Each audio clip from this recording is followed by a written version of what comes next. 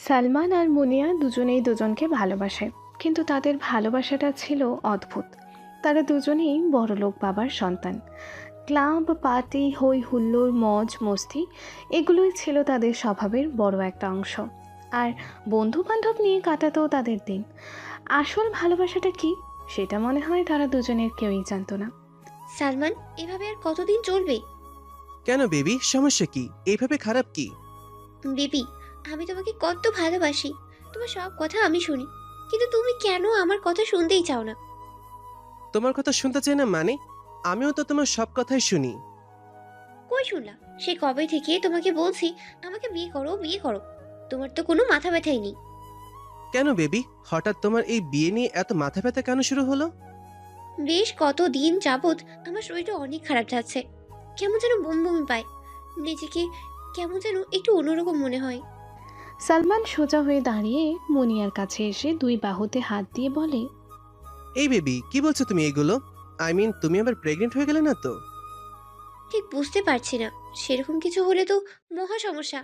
বাড়ি থেকে তো আমাকে বের করে দিবে। বাবা আমাকে মেরেই ফেলবে। বেবি, চলো ডাক্তারের কাছে। যদি সেরকম কিছু হয়ে যায় তবে অ্যাবর্শন করিয়ে নেব। এছাড়া তো আর কোনো উপায় দেখছি না। তার আগেই তুমি বলো তো, তুমি কি চাইছো? তুমি আমাকে ভালোবাসো না? তুমি আমাকে বিয়ে করতে চাও না?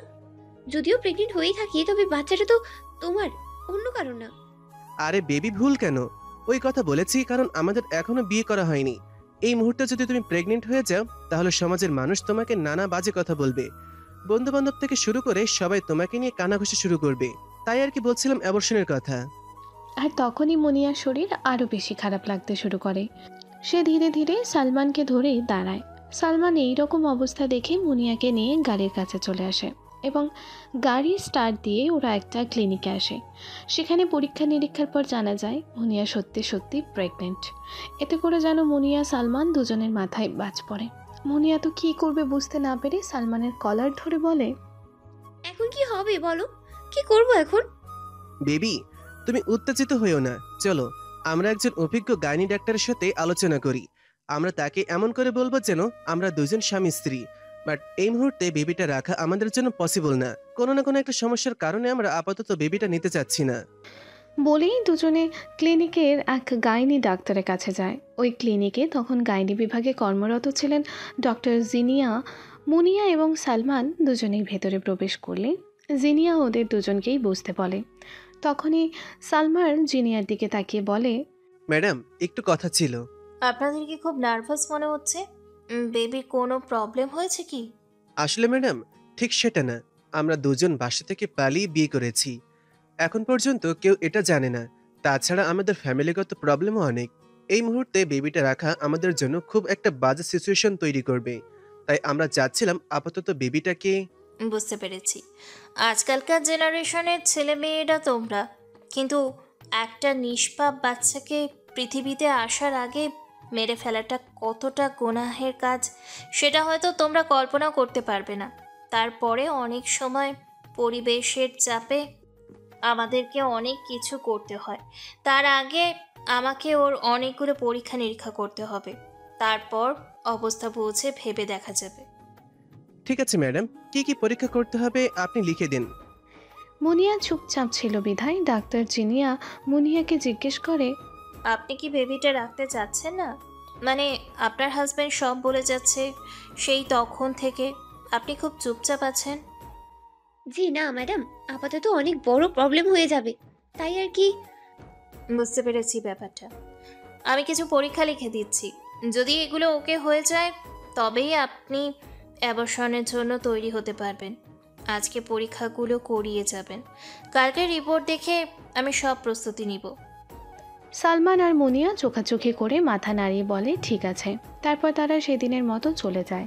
এদিকে মুনিয়া বাড়িতে আসার পর তার বাবা আজমল সাহেব মুনিয়ার দিকে তাকিয়ে বলতে থাকে, সারাক্ষণ পার্টি ক্লাব ঘোরাঘুরি এসব করে বেরিয়ে স্বাদ মেটে না। তোমার নিজেকে সমাজে একজন ভালো নারী হিসেবে প্রতিষ্ঠিত না করে বন্ধু বান্ধবদের মাঝে নিজেকে বিলিয়ে দিচ্ছ। এটা কি কোনো ভালো ঘরের মেয়ের কাজ? মুনিয়া তার বাবার দিকে তাকিয়ে ঘরে চলে যায়। মুনিয়ার মা মিসেস এনা সোফার মধ্যে বসে আজমল সাহেবের কথাগুলো শুনছিলেন। মুনিয়া চলে যাবার পর এনা বলে ওঠেন, বর্তমান সমাজে হাই সোসাইটি চলতে গেলে সমাজের সাথে তালে তাল মিলিয়ে চলতে হয়। ক্লাব, পার্টি, বন্ধু বান্ধব এইসব না হলে সবাই ভাবে আনকালচার। তোমার এত টাকা পয়সা, বাড়ি গাড়ি থাকার পরেও তুমি সেই গেও ভূত হয়ে রয়ে গেছো। তোমরা দুই মা মেয়ে যে কালচার কালচার করে ঘুরে বেড়াও, এই কালচারই একদিন তোমাদের জীবনের কাল হবে। বলেই আজমল সাহেব সেখান থেকে উঠে চলে যায়। পরের দিন আবারও সালমান আর মুনিয়া ওই ক্লিনিকে আসে এবং তাদের রিপোর্টগুলো নিয়ে ডক্টর জিনিয়াকে দেখায়। ডক্টর জিনিয়া রিপোর্টের দিকে তাকিয়ে হতভম্ব হয়ে মুনিয়ার মুখের দিকে তাকিয়ে থাকে বেশ কিছুক্ষণ। জিনিয়াকে এইভাবে মুখের দিকে তাকিয়ে থাকতে দেখে সালমান জিজ্ঞেস করে, ম্যাডাম এনি প্রবলেম? তখন জিনিয়া বলে ওঠেন, শুধু প্রবলেম না, মহা প্রবলেম। মুনিয়া জিনিয়ার মুখের দিকে তাকিয়ে বলে, মানে কি ম্যাডাম? তখন জিনিয়া সালমানকে বলে, আপনার ওয়াইফ মানে উনি যদি এই বাচ্চা এই মুহূর্তে অ্যাবর্শন করাতে যায়, তাতে করে ওনার লাইফ রিস্ক তো আছেই, তার মধ্যে আরও অনেক সমস্যা হবে। তাই ওনার শরীরের কথা চিন্তা করে এবং ওনার লাইফের কথা চিন্তা করে কোনো মতেই এটা অ্যাবর্শন করানো যাবে না। তখনই সালমান একটু উত্তেজিত হয়ে বলে ওঠে, কেন ম্যাডাম, এটা কি পৃথিবীর কোথাও করানো সম্ভব না? সমস্যা তো সমস্যাই, সেটা আপনার এখানে হোক বা পৃথিবীর যে কোনো হসপিটালে হোক। চাইলে আপনি অন্য কোথাও হসপিটালে ট্রাই করে দেখতে পারেন, কিন্তু কোথাও এটা অ্যালাউ করবে বলে আমার মনে হয় না। তাহলে এখন উপায়? সঙ্গে সঙ্গে সালমান তাদের সায় দিয়ে বলে, জি ম্যাডাম, তাহলে এখন উপায়? তাহলে এখন একমাত্র উপায় হচ্ছে আপনাদের গার্ডিয়ানকে ভালো করে বুঝিয়ে শুনিয়ে বেবিটাকে জন্ম দেওয়া। তখনই সালমান দাঁড়িয়ে যেয়ে মুনিয়াকে হাত ধরে টানতে টানতে ক্লিনিক থেকে বের হয়ে আসে। বাহিরে এসেছে বলতে থাকে, কি সমস্যা বাঁধালে রে, এখন উপায় কি? মুনিয়া সালমানের মুখের দিকে তাকিয়ে বলে, সমস্যাটা কি শুধু আমার একার জন্য হয়েছে? তোমার জন্য হয়নি? এখন এটা সমাধান কি হবে সেটা বলো। আমি আমার বাড়িতে এই কথা বললে আমাকে নির্ঘাত মেরে ফেলবে। আমি এই মুহূর্তে বিয়ের কথা বাড়িতে বলতেই পারবো না, তাহলে কি হবে? মুনিয়া সালমানকে বলে, আমরা এক কাজ করি, আমরা দুজনেই কাজী অফিসে গিয়ে বিয়ে করে রাখি। পরে না হয় আমরা আমাদের ফ্যামিলিকে বুঝিয়ে বলবো, যেহেতু বাচ্চাটা আপাতত কিছু করা যাচ্ছে না। হঠাৎ এই কথা শুনে সালমানের মনের মধ্যে মনে হয় কিছু একটা হয়।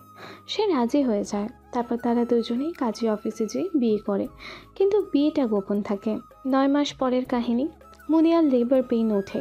সে কী করবে বুঝে উঠতে পারে না। হঠাৎই তার পাশের রুম থেকে একজন মহিলা এটা খেয়াল করে। সে দৌড়ে এসে তাকে ধরে বলতে থাকে, মাইয়া, তোমার তো দেখতেছি সময় হইয়া গেছে। একা একা ঘরের মধ্যে থাকতাছো কেমনে? কি করবা? তোমার জামাই কই? হ্যাঁ তো দেখতাছি না। এই সময় হ্যাঁ তোমার কাছে থাকা দরকার ছিল। মুনিয়া ব্যথায় কাতর হয়ে কোনো কথা বলতে পারছিল না। মহিলাটা এইরকম অবস্থা দেখে পাশের বসার একজনের সাহায্যে মুনিয়াকে একটা ক্লিনিকে নিয়ে যায়। সেখানে সে একটা ফুটফুটে ছেলে সন্তানের জন্ম দেয়। এরই মধ্যে সালমান খোঁজ নিয়ে সেখানে চলে আসে, কিন্তু এখানেই ঘটে এক বিপত্তি। সালমান কেবিনের দিকে তাকিয়ে দেখে কোথাও কাউকে দেখা যাচ্ছে না। সে আশেপাশে তাকিয়ে দেখে কেউ নাই।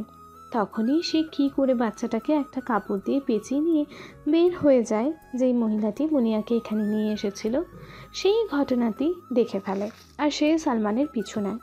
সালমান বাচ্চাটিকে নিয়ে দ্রুত এসেই হসপিটালের পেছনে একটা গাছের আড়ালে এসে বাচ্চাটিকে সাইডে রেখে একটা গর্ত খুঁড়তে থাকে। মহিলাটি অনেকটা কাছে এসে একটা গাছের আড়াল হয়ে যায়।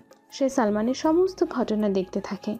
মাটি খোঁড়া শেষ হয়ে গেলে সালমান যখন বাচ্চাটিকে মাটির নিচে পুঁতে রাখতে যায়, তখনই মহিলাটি অবাক হয়ে যায়, আর সে কী করবে বুঝতে না পেরে তখনই সে একটা ইট নিয়ে এমনভাবে মারে সেটা এসে সালমানের হাতে লাগে। মহিলাটি গাছের আড়াল হয়ে যায়। সালমান এদিক সেদিক খুঁজতে থাকে কোথা থেকে এটা আসলো, কিন্তু কোথাও কাকে না দেখতে পেয়ে সেই বাচ্চাটিকে সেই গর্তের মধ্যে ফেলে পুরোপুরি চাপা না দিয়েই চলে যায়। মহিলাটি দৌড়ে এসে সেই বাচ্চাটিকে উদ্ধার করে এবং তার কোলে জড়িয়ে নেয় আর বলতে থাকে, পৃথিবীতে মানুষ কতটা জঘন্য হয়, এত খারাপ হয় বড়লোক মানুষেরা। এমন ছোট ফুটফুটে একটা বাচ্চা যার চেহারার দিকে চাইলেই তো মনটা ভালো হইয়া যায়। আর এই বেডা কিনা এই সুন্দর বাচ্চাটারে আইনা মাটিতে পুঁতা দিল। আল্লাহ গো, তুমি কই আসো? যেই মহিলাটি কথা বলছি উনি হচ্ছেন খুব সাধারণ একজন সামান্য গার্মেন্টস কর্মী। তার কোনো বাচ্চা কাচ্চা নেই, স্বামী মারা গেছে, সে একাই থাকে। তার নাম হচ্ছে রাহেলা বেগম। রাহেলা বাচ্চাটিকে কোলে নিয়ে দ্রুত সেখান থেকে সরে যায়। এদিকে সালমান মুনিয়ার কাছে এসে দেখে মুনিয়ার জ্ঞান ফিরেছে। মুনিয়া যখন বাচ্চার কথা জিজ্ঞেস করে তখনই সালমান বলে যে মুনিয়া একটা মৃত বাচ্চা প্রসব করেছে। কথাটা শোনা মাত্রই মুনিয়ার মনটা খুব খারাপ হয়ে যায়। যেভাবেই হোক, যেমনই হোক, 9টা মাস সে বাচ্চাটাকে গর্ভে ধারণ করেছে। তার ভেতরে মাতৃত্ববোধ জেগে ওঠে, চোখ দিয়ে অনবরত পানি পড়তে থাকে। এই 9 মাস মুনিয়া কোথায় ছিল, কিভাবে ছিল, সেটা আমরা পরে গল্পে জানতে পারবো। রাহেলা বাচ্চাটিকে নিয়ে সে সেখান থেকে চলে আসে। রাহেলা চিন্তা করতে থাকে, বাচ্চাটারে তো নিয়ে আইলাম, কিন্তু এইখানকার মানুষ যেই খারাপ। আমি একলা থাকি, আমার যদি কয় আমি বাচ্চা কই পাইলাম, আমার উপরে যদি আঙ্গুল উঠায়, খারাপ বাজে কথা কয়, আমি তাহলে এখন কি করব? আর এইখানে থাকলে এই বাচ্চাটারে বাঁচানো যাইব না। যদি কোনো মতে ওর বাবার চোখে পইরা যায়, যেই খারাপ ডাকাইত লোক বাচ্চাটারে নিয়ে আবার মাইরা ফেলাইব। তার চেয়ে আমি এক কাজ করি, আমি এই এলাকা ছাইরা চইলা যাই। বলেই রাহেলা তার সব কিছু নিয়ে ওখান থেকে চলে আসে গাজীপুরের একটা বস্তিতে। রাহেলা চিন্তা করতে থাকে, এত ছোট বাচ্চা রেখে যদি সে কাজে যায় তাহলে এই বাচ্চাটা তো দেখাশোনা করতে পারবে না, আর এই বাচ্চা নিয়ে সে কাজেও যেতে পারবে না। রাহেলার এত সব ভাবনার মাঝে সে কী করবে বুঝে উঠতে পারে না। এইভাবেই পার হয়ে যায় 4টা মাস।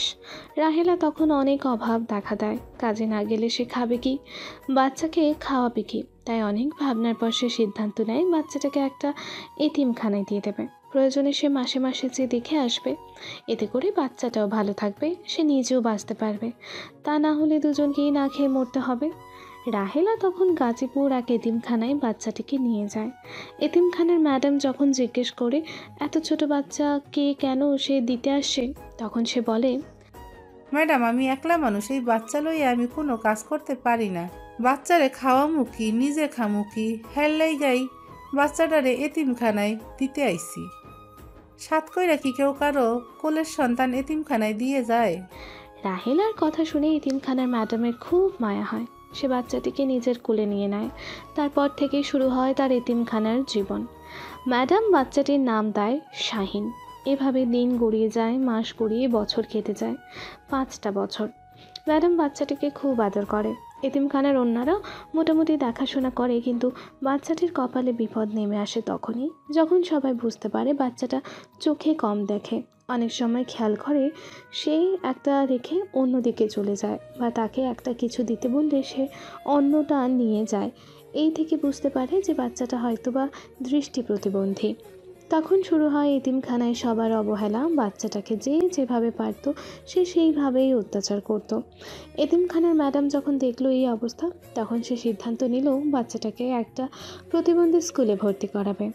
যেই বলা সেই কাজ, সে শাহিনকে নিয়ে গিয়ে একটা প্রতিবন্ধী স্কুলে ভর্তি করিয়ে দিল। আর সেখানেই চলতে লাগলো শাহিনের লেখাপড়া, থাকা, খাওয়া সব। এর মধ্যে মাঝে মাঝে রাহেলা এসে দেখে যেত, কিন্তু যখন তাকে প্রতিবন্ধী স্কুলে দেওয়া হয় তখন আর তার যাওয়া হয় না। কিন্তু সে ম্যাডামের কাছে এসে খোঁজ নিত সবসময়। এতিমখানার ম্যাডাম নীলিমা চৌধুরী রাহেলাকে বলে, এখানে তোমার বাচ্চার সমস্যা হচ্ছিল, তাই আমি ওর ভালোর জন্য ওকে একটা প্রতিবন্ধী স্কুলে পাঠিয়ে দিয়েছি। ওখানে ওর ভালো মতন পড়াশোনা হবে। আমার মনে হয় ওর চোখে বেশ ভালো প্রবলেম আছে, ওইখানে ওর চিকিৎসা হবে। রাহেলা নীলিমার উদ্দেশ্যে বলে ওঠে, আফামনি, আপনি যেটা ভালো মনে করেন। আমি চাই আমার বাচ্চাটা মানুষের মতো মানুষ হোক। আল্লাহ আপনারে এই দুনিয়াতে ফেরেস্তার মতো পাঠাইছে, আপনি একজন ফেরেস্তার মতো মানুষ। আপনি না থাকলে হয়তো আমার এই বাচ্চাটা আর বাচ্চা থাকতো না। নীলিমা রাহেলার উদ্দেশ্যে বলে ওঠে, তুমি ধৈর্য ধারণ করো, আল্লাহকে ডাকো, দেখবে তোমার এই ছেলে একদিন অনেক বড় মানুষ হবে। তোমার সকল দুঃখ খুঁজে পাবে তুমি, শুধু আল্লাহকে ডাকো। তাই যেন হয় আপামনি, আমি শুধু আল্লাহর কাছে দোয়া করি। এদিকে শাহিন সেই প্রতিবন্ধী স্কুলেই বড় হতে থাকে। সবার কাছে সে একজন অবহেলার পাত্র। সে ভালো মতো সব কিছু তেমন একটা দেখতে পায় না, তাই অনেকেই তাকে নিয়ে ঠাট্টা মশকরা করে, প্রয়োজনের চেয়ে বেশি মজা করে। কিন্তু এত কিছুর মাঝেও তার মেধা ছিল প্রখর। একবার একটা কিছু দেখার সাথে সাথে চট করে বুঝে ফেলত, এবং কোনো কাজ তাকে একবারের বেশি দ্বিতীয়বার দেখানো লাগতো না। এমনকি এরই মধ্যে সে পড়াশোনাটাকেও খুব ভালোভাবে আয়ত্ত করে নিয়েছিল। তার মেধা ছিল তুখর, কিন্তু সে ধীরে ধীরে যতই বড় হতে থাকে, হয়তো আল্লাহর কোনো অশেষ রহমত তার উপরে ছিল, হতে থাকে ছোটবেলা যে ছেলেটা খুব ভালো মতো সব কিছু দেখতে পারতো না, সে ধীরে ধীরে মোটামুটি ভালোই দেখতে পায়। প্রতিবন্ধী স্কুলের এক শিক্ষিকা, যার দ্বারা ওই স্কুলটি পরিচালিত হয়, হঠাৎ একদিন শাহিন তার নজরে আসে। সে শাহিনের মেধা দেখে খুবই ইমপ্রেসড হয়। তখন সে শাহিনকে কাছে ডেকে জিজ্ঞেস করে, তোমার নাম কি? জি, আমার নাম শাহিন। তোমার কি ইলেকট্রিক্যাল জিনিসের প্রতি খুব আগ্রহ? জি ম্যাডাম, আমার এগুলা দেখতে এবং এগুলা দিয়ে এক একটা জিনিস তৈরি করতে খুব ভালো লাগে। Very interesting. এই বয়সেই তোমার এগুলো দিয়ে একটা জিনিস বানাতে ভালো লাগে, যেখানে তোমার বয়সী বাচ্চারা খেলাধুলো আনন্দ করতে পছন্দ করে, আর সেখানে তুমি এসব নিয়ে গবেষণা করতে পছন্দ করো। I impressed you. তারপর থেকে ম্যাডামের সুনজর থাকে শাহিনের ওপর। মাঝে মাঝে ম্যাডাম গাড়ি করে তার বাড়িতেও নিয়ে যায় শাহিনকে। কিন্তু ম্যাডামের মেয়ে রনিতা বয়সে শাহিনের থেকে 3-4 বছরের ছোট। অর্থাৎ শাহিন যখন ক্লাস 10-এ পড়ে, তখন রনিতা ক্লাস 7-এ পড়ে। বড়লোকের মেয়ে স্মার্ট, সুন্দর। এতটুকু বয়সে মেয়েটার মধ্যে যেন অহংকারে পরিপূর্ণ। তারই মায়ের অনাথ আশ্রমে এক ছেলে তাদের বাড়িতে আসবে, থাকবে, তার সব জিনিসপত্র ধরবে, এটা যেন তার মোটেও পছন্দ ছিল না। রনিতা ছিল মায়ের সম্পূর্ণ বিপরীত। তার মা মমতাময়ী, খুব ভালো মনের একজন মানুষ। সেদিকে সে ছিল খুব অহংকারী এবং খিটখিটি মেজাজের একটা মেয়ে। বাড়ির সমস্ত কাজের লোক তার ভয়ে সিটিয়ে থাকে। পান থেকে চুন খসলেই যেন চিৎকার চেঁচামেচি তার স্বভাব। তাই বাড়ির সমস্ত কাজের লোকেরা রনিতাকে ভয় পায়। এদিকে রনিতার আম্মুর শাহিনকে বেশ ভাল লাগে। উনি প্রায় সময় বাসায় আসার সময় ওকে সাথে করে নিয়ে আসে। শাহিন, তুমি যাও, ফ্রেশ হয়ে টেবিলে আসো, একসাথে খাবার খেয়ে তারপর তোমার সাথে অনেক গল্প করব এবং তোমার কাজ দেখব। শাহিন মাথা নিচু করে শুধু বলে, ঠিক আছে ম্যাডাম।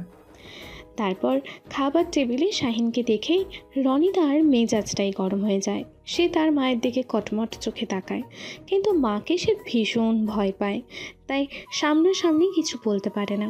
একটু পরেই সে খাবার ছেড়ে উঠে চলে যেতে চাইলে আনিকা ম্যাডাম বলে ওঠেন, রনিতা, খাবার ছেড়ে যাওয়াটা আমার মোটেও পছন্দ না, সেটা তুমি বেশ ভালো করেই জানো। তাই বসো এবং খাবার শেষ করো, তারপরে যেখানে যাবার যাও। রনিতা একবার মায়ের দিকে তাকিয়ে চুপচাপ বসে কোনো রকমে খাবারটা শেষ করে সেখান থেকে চলে যায়। তারপর আনিকা ম্যাডাম আর শাহিন বসে বিশেষ অনেক গল্প করে এবং শাহিনের করা কাজের অনেক প্রশংসা করে। আনিকা ম্যাডাম শাহিনের উদ্দেশ্যে বলে, তুমি একদিন অনেক বড় হবে, দেখবে চারিদিকে তোমার নাম, খ্যাতি, যশ ছড়িয়ে পড়বে। তোমার মধ্যে অনেক প্রতিভা আছে, যেটাকে তোমার প্রকাশ করতে হবে। ম্যাডাম, আমি একটা এতিম, বাপ মা বলতে কেউ নেই। তার মধ্যে আমার দৃষ্টিশক্তি সম্বন্ধে আপনার ধারণা আছে। আমি কেমনে অত বড় মানুষ হব, এটা তো আমার কাছে আকাশ ছোঁয়ার মতো। আল্লাহ চাইলে সবই হয়, ইচ্ছা শক্তি প্রবল থাকলেই হয়। তুমি জানো, আল্লাহ বলেছে, তোমরা আমার কাছে চাও, পূরণ করার মালিক আমি। তাই সবসময় মনের ইচ্ছা শক্তিটাকে প্রবল রাখতে হবে। পূরণ করার জন্য তো উপরে একজন আছেই। ম্যাডাম, আপনার কথাগুলো আমার এত ভালো লাগে। আপনার কথা সবসময় মনের মধ্যে একটা অনুপ্রেরণা দেয়, সামনে চলার আগ্রহ বাড়িয়ে দেয়। আপনি শুধু আমার জন্য দোয়া করবেন। অবশ্যই দোয়া করি, তুমি বেশ বড় হও। দরজার ওপাশ থেকে কথাগুলো রনিতা শুনতে পায় আর মনে মনে বলে, এতিমের বাচ্চা, আমার মায়ের ভাগ কেড়ে নেওয়া হচ্ছে আমার কাছ থেকে। তোকে পেয়ে আম্মু আমাকে এখন মনে হচ্ছে কম আদর করে। দাঁড়া, তোকে একটা মজা দেখাতেই হবে, তা নয়তো তোর মাথা থেকে এই সামনে আগানোর পথের ভূত নামবে না। তোকে তো আমি কি হাল করব তুই বুঝতেও পারবি না। একটাবার, শুধু একটাবার আম্মুর কাছ থেকে তোকে আলাদা পাই, তবেই বুঝবি মজা।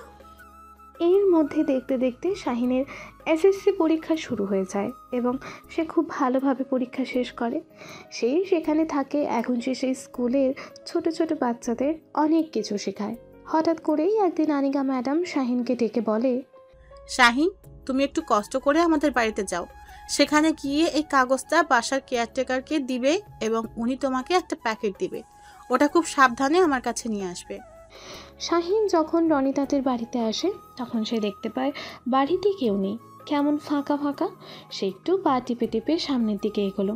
বিশাল ড্রয়িং, এদিক সেদিকে চোখ বোলাতে থাকে, কাউকেই দেখা যাচ্ছে না। আজ এই বাড়ি এরকম নীরব কেন মনে হচ্ছে? সার্ভেন্টরা সব কোথায় গেছে? আর রনিতা, তাকেও তো দেখতে পাচ্ছে না।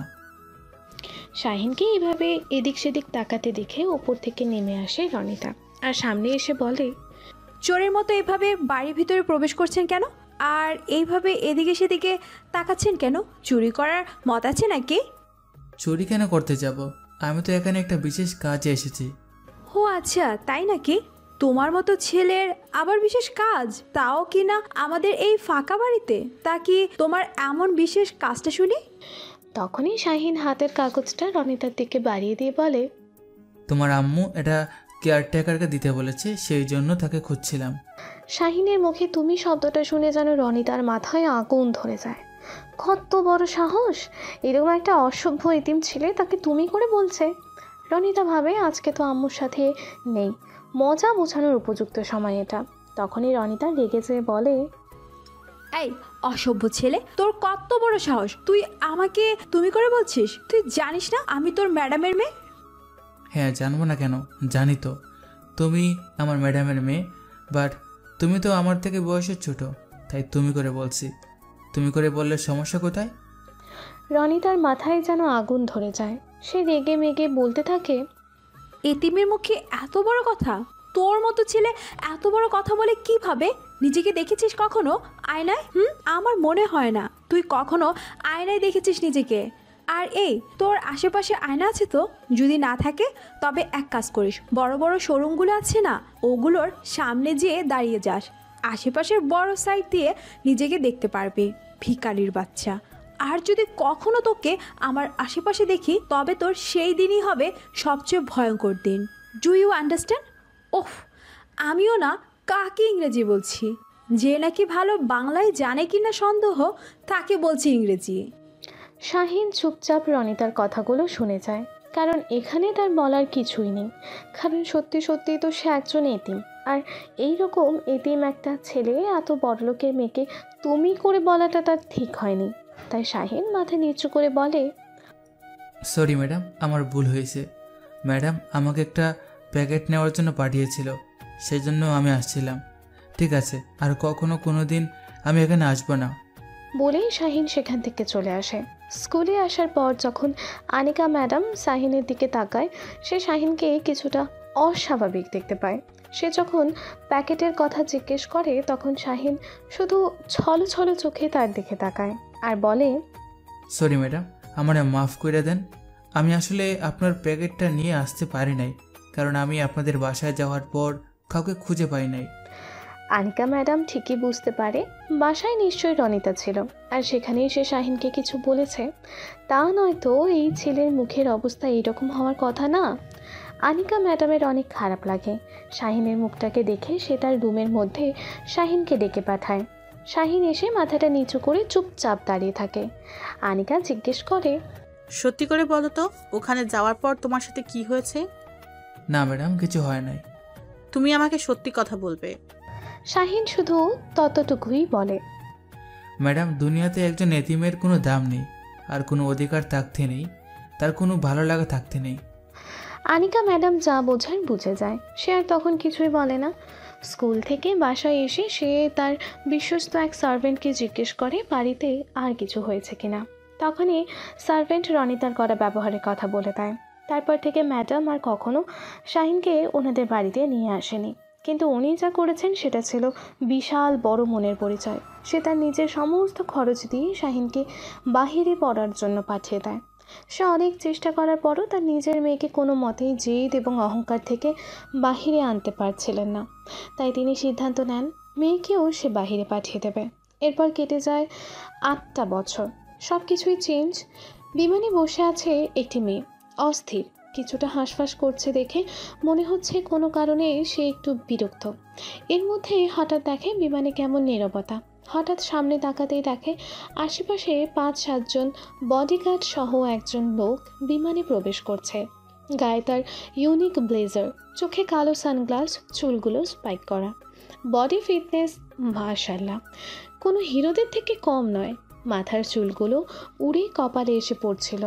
তার হাঁটার স্টাইল এতটাই সুন্দর ছিল, মেয়েরা তো বাদ, ছেলেরাও যেন তার প্রেমে পড়তে বাধ্য। মেয়েটি যেন ছেলেটার দিকে এক নজর তাকিয়ে তার বিরক্তি ভাব কোথাও উধাই হয়ে যায়। সে হাঁ হয়ে লোকটার মুখের দিকে তাকিয়ে থাকে। তাকিয়ে থাকতে থাকতে দেখে হায় সামনে তো কেউ নাই, তার মানে সে যাকে দেখছিল সে চলে গেছে। মেয়েটি ভাবতে থাকে, এটা কি আমার স্বপ্ন ছিল? ও মাই গড, এতটা মারাত্মক সুন্দর হিরো তাও কি না এলো তো এলো আমার স্বপ্নে, কেন বাস্তবে আসলে কি হতো? দেখ আমিও না কি না ভাবছি। বলেই সে মুখের ওপরে স্কার্ফটা দিয়ে চোখ বন্ধ করে থাকে। বাংলাদেশ এয়ারপোর্ট, সময় তখন বিকেল 4টা। শীতল হিমেল বাতাস চারিদিকে। রনিতা এয়ারপোর্টের গেট থেকে বের হয়ে এদিক সেদিক তাকায়, দেখতে পায় আনিকা ম্যাডাম সেখানে দাঁড়ানো। সে ধীর পায়ে হেঁটে এসে দাঁড়ায় এবং বলে, তুমি কেন এসেছো? ড্রাইভার পাঠিয়ে দিলে তো হতো। আনিকা ম্যাডাম হেসে দেয় এবং বলে, এত বছরের জেদ এখনো আছে তাহলে? না থাকার কথা, আমার এখনও সব মনে আছে, আমি কিছুই ভুলে যাইনি। যাই হোক, আমি খুব টায়ার্ড। গাড়িতে ওঠো, অনেকটা পথ জার্নি করে এসেছো, টায়ার্ড হবারই কথা। তারা যখনই গাড়িতে উঠতে যাবে তখনই রনিতা খেয়াল করে সেই প্লেনের সেই ছেলেটা এখনও তার চারপাশে বডিগার্ড, আর সে ধীর পায়ে এগিয়ে আসছে। হঠাৎ এই ছেলেটার সামনে কতগুলো লোক এসে তাকে ফুল দিয়ে ওয়েলকাম জানাচ্ছে। ছেলেটা হেসে হেসে তাদের সাথে কথা বলছে। রনিতা বুঝতে পারে লোকটি হয়তো কোনো বড় মাপের কেউ একজন, নয়তো তার আশেপাশে এতটা বডিগার্ডস, আবার তাকে এত সুন্দরভাবে ওয়েলকাম জানানো হচ্ছে। রনিতাকে এইভাবে তাকিয়ে থাকতে দেখে আনিকা ম্যাডাম একটা মুচকি হাসি দেয়, তবে সেটা লোকচক্ষুর অন্তরালে। তারপর তারা গাড়িতে উঠে বসে। গাড়ির মধ্যে আনিকা ম্যাডামের ফোন বাজতে থাকে। তিনি ব্যাগ থেকে ফোনটা রিসিভ করে কানে দিতেই ওপাশ থেকে ভেসে আসছে সুমধুর একটি কণ্ঠস্বর। ম্যাডাম আম্মু, ভালো আছো তুমি? দূর থেকে আমি তোমাকে দেখেছি, আমার কথা রাখার জন্য তোমাকে অনেক ধন্যবাদ। আমার ইচ্ছা ছিল প্রথমেই আমি বাংলাদেশে ফিরে তোমার মুখটা দেখব, আর একজনের চেহারা দেখার আমার ভীষণ ইচ্ছা। আমি তার কাছেই যাচ্ছি, দোয়া করো আমার জন্য। শাহিন একটি হাসপাতালের সামনে এসে গাড়ি থেকে নামে। হাসপাতালের সিঁড়ি দিয়ে উপরে উঠতে খুব বড় একটা নিঃশ্বাস ছেড়ে একটা রুমের দিকে এগিয়ে যায়। হাসপাতালে 206 নম্বর কেবিনে ভর্তি একজন মহিলা। শাহিন ধীরে ধীরে সেই রুমটির দিকে এগিয়ে যায়। কাঁপা কাঁপা হাতে রুমটির দরজাটি খুলে ভেতরে প্রবেশ করে কেবিনের বেডে শুয়ে আছে একজন নারী, যার দিকে তাকিয়ে শাহিনের চোখ দিয়ে অঝরে অশ্রু ঝরতে থাকে। অনেকক্ষণ তাকিয়ে থেকে একটা টুল নিয়ে তার সামনে বসে কাঁপা কাঁপা হাতে তার হাতটি ধরে হাতে হাত বোলাতে থাকে, মাথায় হাত বোলাতে থাকে এবং বলে, কেন তুমি আজ এখানে শুয়ে আছো? আজ তোমার ছেলে কত বড় হয়েছে, দেশে ফিরেছি, তুমি নিজের চোখে সেটা দেখবে না? আজ তো তোমার গর্ব করার দিন, সবাইকে বলার দিন। তোমার ছেলে মানুষের মতো মানুষ হয়ে ফিরে এসেছে, তো কেন চুপ হয়ে আছো মা? তাকাও না একটু আমার দিকে। কি হবে আমার এত টাকা পয়সা, কি হবে আমার এত বড় হওয়া যদি তুমি আমার পাশে না থাকো? আমার এত বড় আলিশান বাড়ি গিয়ে আমি কি করব যেখানে তুমি থাকবে না? চাই না আমার এসব কিছু, আমার শুধু তোমাকে চাই। তুমি তাড়াতাড়ি সুস্থ হয়ে যাও মা। তখনই পিঠে কারো স্পর্শ পেয়ে উপরে চোখ তুলে তাকায়, দেখে তার কাঁধে হাত দিয়ে দাঁড়িয়ে আছে তারই বন্ধু মাহিম, একজন নিউরোলজিস্ট সার্জন। তার তত্ত্বাবধানে চিকিৎসা চলছে রাহেলার। এইভাবে কান্না করে চোখের পানি ফেলে কি হবে বল? এতে করে উনি আরও কষ্ট পাবে। তবে একটা সুখবর আছে, উনি আগের থেকে অনেকটাই ইমপ্রুভ করেছে। হয়তো আল্লাহর রহমতে উনি খুব তাড়াতাড়ি ঠিক হয়ে যাবে, কিন্তু ওনার সামনে কখনোই মন খারাপ করা যাবে না। এটা যদি সে দেখে ফেলে, এতে করে তার ব্রেনের চাপ পড়বে। শাহিন তখন চোখ মুছে উঠে দাঁড়িয়ে যায় মাহিমের সাথে। অনেকক্ষণ কথা বলার পর সেই ফিরে আসে এবং বলে আসে যেন তার মায়ের কোনো রকম কোনো ত্রুটি না হয়। প্রয়োজনে রুমের মধ্যে যেন তার থেকে 7 জন নার্স সব সময় থাকে। শাহিন যখন হাসপাতালে সিঁড়ি দিয়ে নামছিল তখনই হঠাৎ করে কোত্থেকে একটা মেয়ে দৌড়ে এসে ধাক্কা খায় তার সাথে। শাহিন মেয়েটির দিকে তাকাতেই দেখে মেয়েটির চোখে অশ্রু। সে কিছু বলতে যাবে তার আগে মেয়েটি তাকে পাশ কাটিয়ে চলে যেতে নিলে শাহিন জিজ্ঞেস করে, কোনো সমস্যা? আপনি এভাবে দৌড়াচ্ছেন কেন? মেয়েটা কিছু না বলে শুধু একবার পাশে ফিরে শাহিনের দিকে তাকিয়ে চলে যায়। এতে করে শাহিনের বডিগার্ডটা এগিয়ে আসলে মেয়েটিকে ধরার জন্য বা কিছু বলার জন্য শাহিন বাধা দেয়। তারপর মেয়েটা চলে যায়। শাহিন দেখে মেয়েটাকে খুব নার্ভাস দেখাচ্ছে এবং খুব ভীত মনে হচ্ছে। তখনই সে তার বডিগার্ডদের কিছু একটা ইশারা করে বডিগার্ডরা তার ইশারা বুঝতে পেরে সেই মোতাবেক কাজ শুরু করে। অভিজাত পরিবারের একটি বাড়ি, বিশাল বড় ড্রয়িং রুম, এত বড় আলিশান বাড়ি, এত কারি টাকা, সব দিকে আভিজাত্যের ছোঁয়া থাকলেও শুধুমাত্র কারো মনে ছুঁয়ে যায় না আনন্দ ভালোবাসা, নেই কোনো মায়ার বাঁধন। সবাই যেন এখানে এক যান্ত্রিক মানব এবং এই বাড়ির সবার শুধুমাত্র দেখা হয় রাতে একবার খাবার টেবিলে, যার যার মতো করে সবাই আবার চলাফেরা করে। তেমনি আজ রাতেও ডাইনিং টেবিলে বসে আছে সবাই। চোখে চশমাটা ঠিক করে সালমান চৌধুরী বলে ওঠে, প্রতিদিন প্রতিনিয়ত আর ভালো লাগে না তোমার এই কমপ্লেন। তুমি কি আমাকে একটু শান্তিতে থাকতে দেবে? প্রতিটা দিন পার্টি, ক্লাব, আর এখন আবার নারী ঘটিত কাজে জড়িয়ে যাচ্ছ। তোমার এই উগ্র চলাফেরা বন্ধ করে কবে একটু বিজনেসে মন দিবে বলতে পারো? সালমান চৌধুরী আর চোখে মুনিয়ার দিকে তাকিয়ে থাকে। তাকে উদ্দেশ্য করে বলে, পারলে না তো ছেলেটাকে মানুষ করতে? মা হয়ে কি করছো তুমি? তোমার ছেলেটা এতটা বাউন্ডুলে আর অবাধ্য হয়েছে যে তাকে নিয়ে আমার এখন রীতিমতন অনুশোচনা হচ্ছে। মুনিয়া চৌধুরী সালমান চৌধুরী থেকে তাকিয়ে বলে, ও আচ্ছা, ছেলেটা মনে হচ্ছে শুধু আমার একার, তোমার না? তাই তার সমস্ত দায়ভার তুমি আমার উপর চাপিয়ে দিচ্ছ। পাশ থেকে জাহানারা বেগম বলে ওঠে, বলি তোমরা চুপ করবে? তোমাদের হলোটা কি? খাবার টেবিলে কেন তোমাদের যত গবেষণা শুরু হবে? দৈনন্দিন কাজকর্মের যত হিসাব নিকাশ কি তোমাদের এই টেবিলে আসলে করতে হয়? আমি চাই না খাবার টেবিলে আর কোনো ধরনের কোনো শব্দ হোক। এতে করে সবাই নীরব, কারণ এই বাড়িতে যত যাই হোক জাহানারা বেগমের ওপরে কেউ একটা টু শব্দ করতে পারে না। আপনারা চিনতে পারছেন তো সালমান আর মুনিয়া? এই সেই সালমান আর মুনিয়া যারা আমাদের গল্পের শুরুতেই ছিল, অর্থাৎ শাহিনের জন্মদাতা এবং জন্মদাত্রী। যাই হোক, আমরা গল্পে ফিরি। এখানে যে ছেলেটাকে এত কথা শোনাচ্ছিল সালমান চৌধুরী, এটা হচ্ছে তার দ্বিতীয় ছেলে। কিন্তু সবাই জানে এটাই তার প্রথম এবং একমাত্র ছেলে, নাম শান্ত। কিন্তু সে মোটেও শান্ত না, অশান্তের, অবাধ্য এবং সম্পূর্ণ ভিন্নধর্মী যা কিছু আছে তার মধ্যে বিদ্যমান। প্রতিদিন বারে যাওয়া, নেশা করা, ক্লাবে ডান্স, মেয়েদের নিয়ে ঘোরাঘুরি, এটাই তার কাজ। ঠিক ইয়াং বয়সে যেমনটা ছিলেন সালমান চৌধুরী, বয়সই এখন ছেলেকে নীতি কথা শোনায়। ও দিদা, দেখো তো, এদের কোনো কমন সেন্স নেই। এরা প্রতিটা সময় খাবার টেবিলের মধ্যে এসে জনসভা শুরু করে দেয়। তুমি এদেরকে একটু বোঝাও তো, কেন সবসময় আমাকে এদের সকলের প্রশ্ন জবাব দিতে হবে? আমি কি এখন আমার সমস্ত ভালো লাগা বিসর্জন দিয়ে দেব? ও দাদু ভাই, সেটা কেন হবে? তবে তোমাকেও তো বুঝতে হবে, আর যাই করো না কেন তোমাকে তো আমাদের বিজনেসটাও সামলাতে হবে। আর সেটা যদি তুমি না করো তবে সামনে আমাদের বিজনেস এগোবে কি করে? তুমি আমার একমাত্র দাদু ভাই, আমি চাই তুমি সব দিক দিয়ে পারদর্শী থাকো। সবাই যেন বলে জাহানারা চৌধুরীর একমাত্র যোগ্য নাতি শান্ত চৌধুরী একজন সফল বিজনেসম্যান।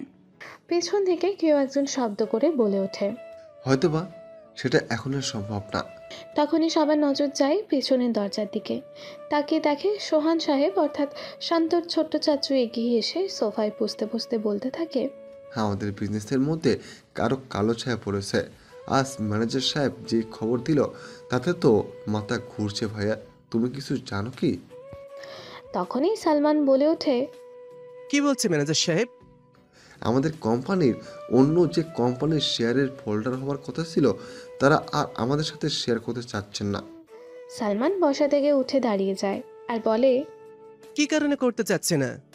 বাংলাদেশের most of branded company MS এর সাথে কাজ করবে, তারা সেজন্য আমাদের শেয়ার বাদ করেছেন। এই কোম্পানির সিইও কে? শুনেছি একজন ইয়াংস্টার, খুবই দক্ষ এবং ট্যালেন্টেড পার্সন নাকি। তাকে বুদ্ধি, টাকা পয়সা কোনো কিছুতেই নাকি হারানো সম্ভব নয়। এতদিন বাইরে থেকে বিজনেস পরিচালনা করলেও সপ্তাহখানেক আগে দেশে ফিরেছেন। এতক্ষণ শান্ত চুপ করে তার চাচা আর বাবার কথাগুলো শুনছিল। এবার সে মুখ তুলে তাদের দিকে তাকিয়ে বলে, কে এই পার্সন? আমি তাকে দেখতে চাই। এইবার না বলছো আমার যোগ্য নাতির মতো কথা? দেখবে তো তুমি অবশ্যই। আর সালমান সোহানের ছেলের সমস্ত ডিটেলস সব কিছু খুঁজে বের করো। আমি চাই না আমার স্বামীর তিলে তিলে করে গড়া তোলা বিজনেস এই ছেলে এসে এক নিমিষে শেষ করে দেয়। ছোঁয়া আর রাজীব, সোহান চৌধুরী দুই ছেলেমেয়ের। রাজীব দেশের বাইরে থাকে আর ছোঁয়া এবার অনার্স 3rd ইয়ারে ভর্তি হয়েছে। চুপচাপ ভদ্র স্বভাবের একটি মেয়ে। এই ফ্যামিলির অনেক কিছুই তার পছন্দ না, তাই সবার থেকে একটু আলাদা, চুপচাপই থাকে। ছোঁয়া যখন তার ব্যাগ নিয়ে সিঁড়ি দিয়ে নিচে নামছিল তখনই তার দিকে তাকায় শান্ত। জাহানারা বেগম ছোঁয়ার উদ্দেশ্যে বলে ওঠে, ব্যাগ নিয়ে কোথায় যাচ্ছ? প্রতিদিন যেখানে যাই, মানে ভার্সিটি। তোমার হাতে ব্যান্ডেজ কেন? কাল পড়ে যেয়ে ব্যথা পেয়েছি। এত বড় ধাড়ি মেয়ে হয়ে তুমি কিভাবে পড়ে যাও? চোখ কি কপালে উঠিয়ে হাঁটো নাকি? পথঘাট দেখে শুনে হাঁটতে পারো না? দেখে শুনেই হাঁটছিলাম, কোথা থেকে একটা বাইক এসে হঠাৎ করে পিছন থেকে গায়ের উপরে পড়ে যায়। এটা আমার কি দোষ? শান্ত চেয়ার থেকে লাফ দিয়ে উঠে দাঁড়িয়ে বলে, এত বড় সাহস কার? বাইক এনে গায়ের উপর উঠিয়ে দেয়, কলিজাটা টান দিয়ে বের করে দিব ওই ছেলে। তোমাকে আর কষ্ট করে কলিজার টান দিয়ে বের করতে হবে না। ওনার কোনো দোষ ছিল না, ওনার বাইকের ব্রেক ফেল হয়ে গিয়েছিল, সেই জন্যই এমনটা হয়েছে। আর হ্যাঁ, আমার জন্য তোমাকে কিছু করতেও হবে না। বলেই সে ব্যাগ নিয়ে ড্রয়িং রুম থেকে বের হয়ে যায়। শান্ত এক দৃষ্টিতে ওদিকে তাকিয়ে থাকে। জাহানারা বেগম বলে ওঠেন, দিন দিন মেয়েটা ভারী বেয়াদব হচ্ছে। শান্ত মনে মনে বলতে থাকে, মহারানী, তোমার কথা আমি ভাববো না তো কে ভাববে? আর আমি ছাড়া যদি অন্য কেউ তোমার কথা ভাবে, তবে তার সেই ভাবনার মধ্যে আমি আগুন জ্বালিয়ে দেব। বুঝতে পেরেছো কিভাবে পারবে? তুমি তো অবুঝ বালিকা এখনো। এত বছর পর দুই বান্ধবীর দেখা হবে, দুজনেই খুব এক্সাইটেড। আজ শাহিনের একটা বড় বিজনেসের মিটিং, তাই সেই মিটিংটা একটা রেস্টুরেন্টে রেখেছে। রনিতা এবং ছোঁয়া দুজন বান্ধবী দেখা করতে জন্য এই রেস্টুরেন্টে আসলেও ভেতরে জায়গা পায়নি, কারণ ভেতরটা পুরোটাই বুকিং করা কোনো একজনের জন্য, তাই তারা বাহিরেই টেবিলে বসেছে। হঠাৎ তখনই রনিতার দৃষ্টি যায় রেস্টুরেন্টের গেটের কাছে। সে দেখতে পায় কালো রঙের একটা গাড়ি থেকে নামছে সেদিনে সেই ছেলেটি। বাতাসে তার চুলগুলো এসে বারবার কপালে পড়ছিল, দেখতে যেন তাকে মারাত্মক লাগছিল। বডিগার্ডদের সাথে যখন সে হেঁটে হেঁটে সামনের দিকে আসছিল, রনিতার মনে হচ্ছিল সে যেন ধীরে ধীরে জমে বরফ হয়ে যাচ্ছে। কি মারাত্মক লেভেলের হ্যান্ডসাম! রনিতাকে এইভাবে তাকিয়ে থাকতে দেখে ছোঁয়া বলে ওঠে, আরে হে রনিতা, তুই কোন দেশে হাওয়ায় হয়ে গেলি? হ্যাঁ, তুই তো দেখছি এক দেখাতেই ফিদা হয়ে গেছিস। লাভ এট ফার্স্ট সাইট। ফার্স্ট না, এই নিয়ে ওনাকে আমি 3বার দেখলাম। প্রথমবার প্লেনে, তারপর বিটি এয়ারপোর্ট, তৃতীয়বার এখানে। মারাত্মক লেভেলের হ্যান্ডসাম। আমি তো শেষ। এই লোক এত সুন্দর কেন? হয়তোবা আল্লাহ তাআলা তাকে সুন্দরী সমস্ত মাধুর্য দিয়ে তৈরি করেছেন, সেই জন্য। এরই মধ্যে হঠাৎ করে রেস্টুরেন্ট থেকে 2-3 জন ভয়ে দৌড়ে এসে আগুন আগুন বলে চিৎকার করতে থাকে। আর তখনই শাহিনের বডিগার্ডরা থেমে যায় এবং 4-5 কদম পিছিয়ে যায়। এরকম আগুন আগুন শব্দ শুনে ছোঁয়া আর রনিতা দুজন এই সামনের দিকে দৌড় দেয়। রেস্টুরেন্টের মধ্যে সব লোকজন ছোটাছুটি শুরু করে দেয়। হঠাৎ করেই রনিতা আর ছোঁয়া আলাদা হয়ে যায়। হঠাৎ করেই রনিতার হাত ধরে কেউ একজন টান দিয়ে সামনে নিয়ে আসে এবং সাইডে দাঁড় করায়। অমনি তাল সামলাতে না পেরে রনিতা পড়ে যেতে নিলে সাইডে আনা লোকটি তাকে কোমর জড়িয়ে ধরে ফেলে। রনিতা চোখ বন্ধ করে নেয় ভয়ে। বেশ অনেকক্ষণ কেটে যাওয়ার পরে লোকটি তাকে বলতে থাকে, কি ব্যাপার ম্যাডাম, আপনার কি আমার সাথে এভাবে টাকার ইচ্ছা আছে নাকি? চোখটা খুলবেন আর উঠবেন। এ কথা শুনে রনিতা তাড়াতাড়ি চোখ খুলতেই যেন সে ওই মুখের দিকে তাকিয়ে অন্য এক জগতে চলে যায়। কি অসম্ভব সুন্দর দুটি চোখ, ব্রাউন এবং নীলের কম্বিনেশনে লেন্স। চোখ দুটো যেন অসম্ভবভাবেই তাকে আকৃষ্ট করছিল। এই লোকের চোখ দুটো এতটা আকর্ষণীয় যতটা আকর্ষণীয় তার বাহির থেকে দেখতে। চোখ দুটো তার থেকে বেশি মারাত্মক। রনিতাকে এইভাবে চোখের দিকে হাঁ হয়ে তাকিয়ে থাকতে দেখে শাহিন বলে ওঠে, ম্যাডাম, আপনি মনে হয় কোথাও হারিয়ে গিয়েছেন। আপনার যদি এইভাবে থাকতে ইচ্ছা করে আমার কোনো প্রবলেম নেই, আমি এর চেয়েও ভালোভাবে জড়িয়ে ধরে রাখতে পারবো। এ কথা শুনে সোজা হয়ে দাঁড়িয়ে যায় আর মনে মনে বলতে থাকে, কি অসভ্য লোক রে বাবা, এতগুলো লোকজনের সামনে কি বলছে? আর তখনই দূর থেকে ছোঁয়া রনিতা বলেই ডাকতে থাকে। ছোঁয়া কাছে আসতে শাহিন কিছুটা বিস্মিত হয়ে ওর মুখের দিকে তাকায়। এটা তো সেদিনের হসপিটালের সেই মেয়েটা যে নাকি তাড়াহুড়ো করে উঠতে গিয়ে ওর সাথে ধাক্কা লেগেছিল। আজকে মেয়েটাকে খুব উৎফুল্ল দেখাচ্ছে, সেদিনের সেই ভীত মুখটা নেই। ধীরে ধীরে রনিতার কাছে এসে বলতে থাকে, কি ব্যাপার, আমি তোকে সারা জায়গায় খুঁজে খুঁজে মরছি, আর তুই কিনা এখানে এসে এভাবে দাঁড়িয়ে আছিস। আসলে সবাই যখন ওভাবে চিৎকার চেঁচামেচি করছিল তখন ভয়ে সব দৌড়াদৌড়ি শুরু করে দিল। আমিও ওই ফাঁকে এদিকে আসছিলাম, আর হঠাৎ ছোঁয়া, আমিও তোকে হারিয়ে ফেললাম। এই মিথ্যে গুজবটা এত বড় একটা রেস্টুরেন্টের মধ্যে কে ছড়ালো কেউ বুঝতে পারছে না। ওদের কথা বলার মাঝখানে সেখান থেকে শাহিন তার বডিগার্ডদের নিয়ে চলে যায়। তখনই রনিতা আশেপাশে তাকিয়ে দেখে সেই মারাত্মক লোকটি আর নেই সেখানে। সে ছোঁয়ার উদ্দেশ্যে বলে ওঠে, আরে ভাই, এন্টি যখন নিলি আর একটু পরে নিলে কি হতো? এই সময়টাতেই তোকে এন্টি নিতে হলো। কী সব বলছিস? এই সময় মানে? মনে হচ্ছে তুই কারোর সাথে রোম্যান্স করছিলি, আর আমি এসে তোর সেই রোম্যান্সের ব্যাগরা দিয়ে দিলাম। কিছুটা তো সেই রকমই। কি বলতে চাচ্ছিস? আমি তো অবাক হচ্ছি। তুই আর রোম্যান্স? তোর যা মেজাজ! তোর আশেপাশে কোনো ছেলেদের দেখলেই তো তোর মাথায় মনে হয় যেন আগুনের ফুলকি জ্বলে ওঠে, আর তুই কিনা ছেলেদের সাথে রোম্যান্স করবি? How funny! মানুষের মন মেজাজ সব সময় কি একরকম থাকে নাকি চেঞ্জ হতে পারে না? ওহো, তার মানে কি বলতে চাইছিস? তোর মন মেজাজ চেঞ্জ হয়ে গেছে? এই, তুই কি কারো প্রেমে প্রেমে পড়েছিস নাকি? রনিতা একটা লম্বা হাসি দিয়ে ছোঁয়াকে হাত ধরে সেখান থেকে নিয়ে চলে যায়। কিন্তু ওদের এই কথা এবং হাসির সব কিছুই কেউ একজন ঠিকই ফলো করে, আর মুচকে একটা হাসি দিয়ে বলে ওঠে, জীবন কত অদ্ভুত, মানুষকে কোথা থেকে কোথায় নিয়ে যায়। কোনো এক সময়ে তুচ্ছ তাচ্ছিল্য করা ব্যক্তিটিও একসময় প্রিয় হয়ে ওঠে। তাহলে কি সবই সৌন্দর্য আর টাকা পয়সার জন্য? কি অদ্ভুত মানুষ আমরা। ছোঁয়া ভার্সিটির গেট থেকে বের হয়ে দাঁড়াতেই দেখতে পায় সাইডে গাড়ির মধ্যে হেলান দিয়ে দাঁড়িয়ে আছে শান্ত। ছোঁয়া তখনই পাশ কাটিয়ে যেতে নিলে শান্ত রেগে ওঠে। ছোঁয়া দাঁড়াও, তোমার সাথে আমার কথা আছে। পরপর দুইবার বলার পরেও যখন ছোঁয়া দাঁড়াচ্ছে না তখনই শান্ত খুব জোরে হেঁটে ছোঁয়ার সামনে আসে এবং রাস্তা রোধ করে দাঁড়ায়।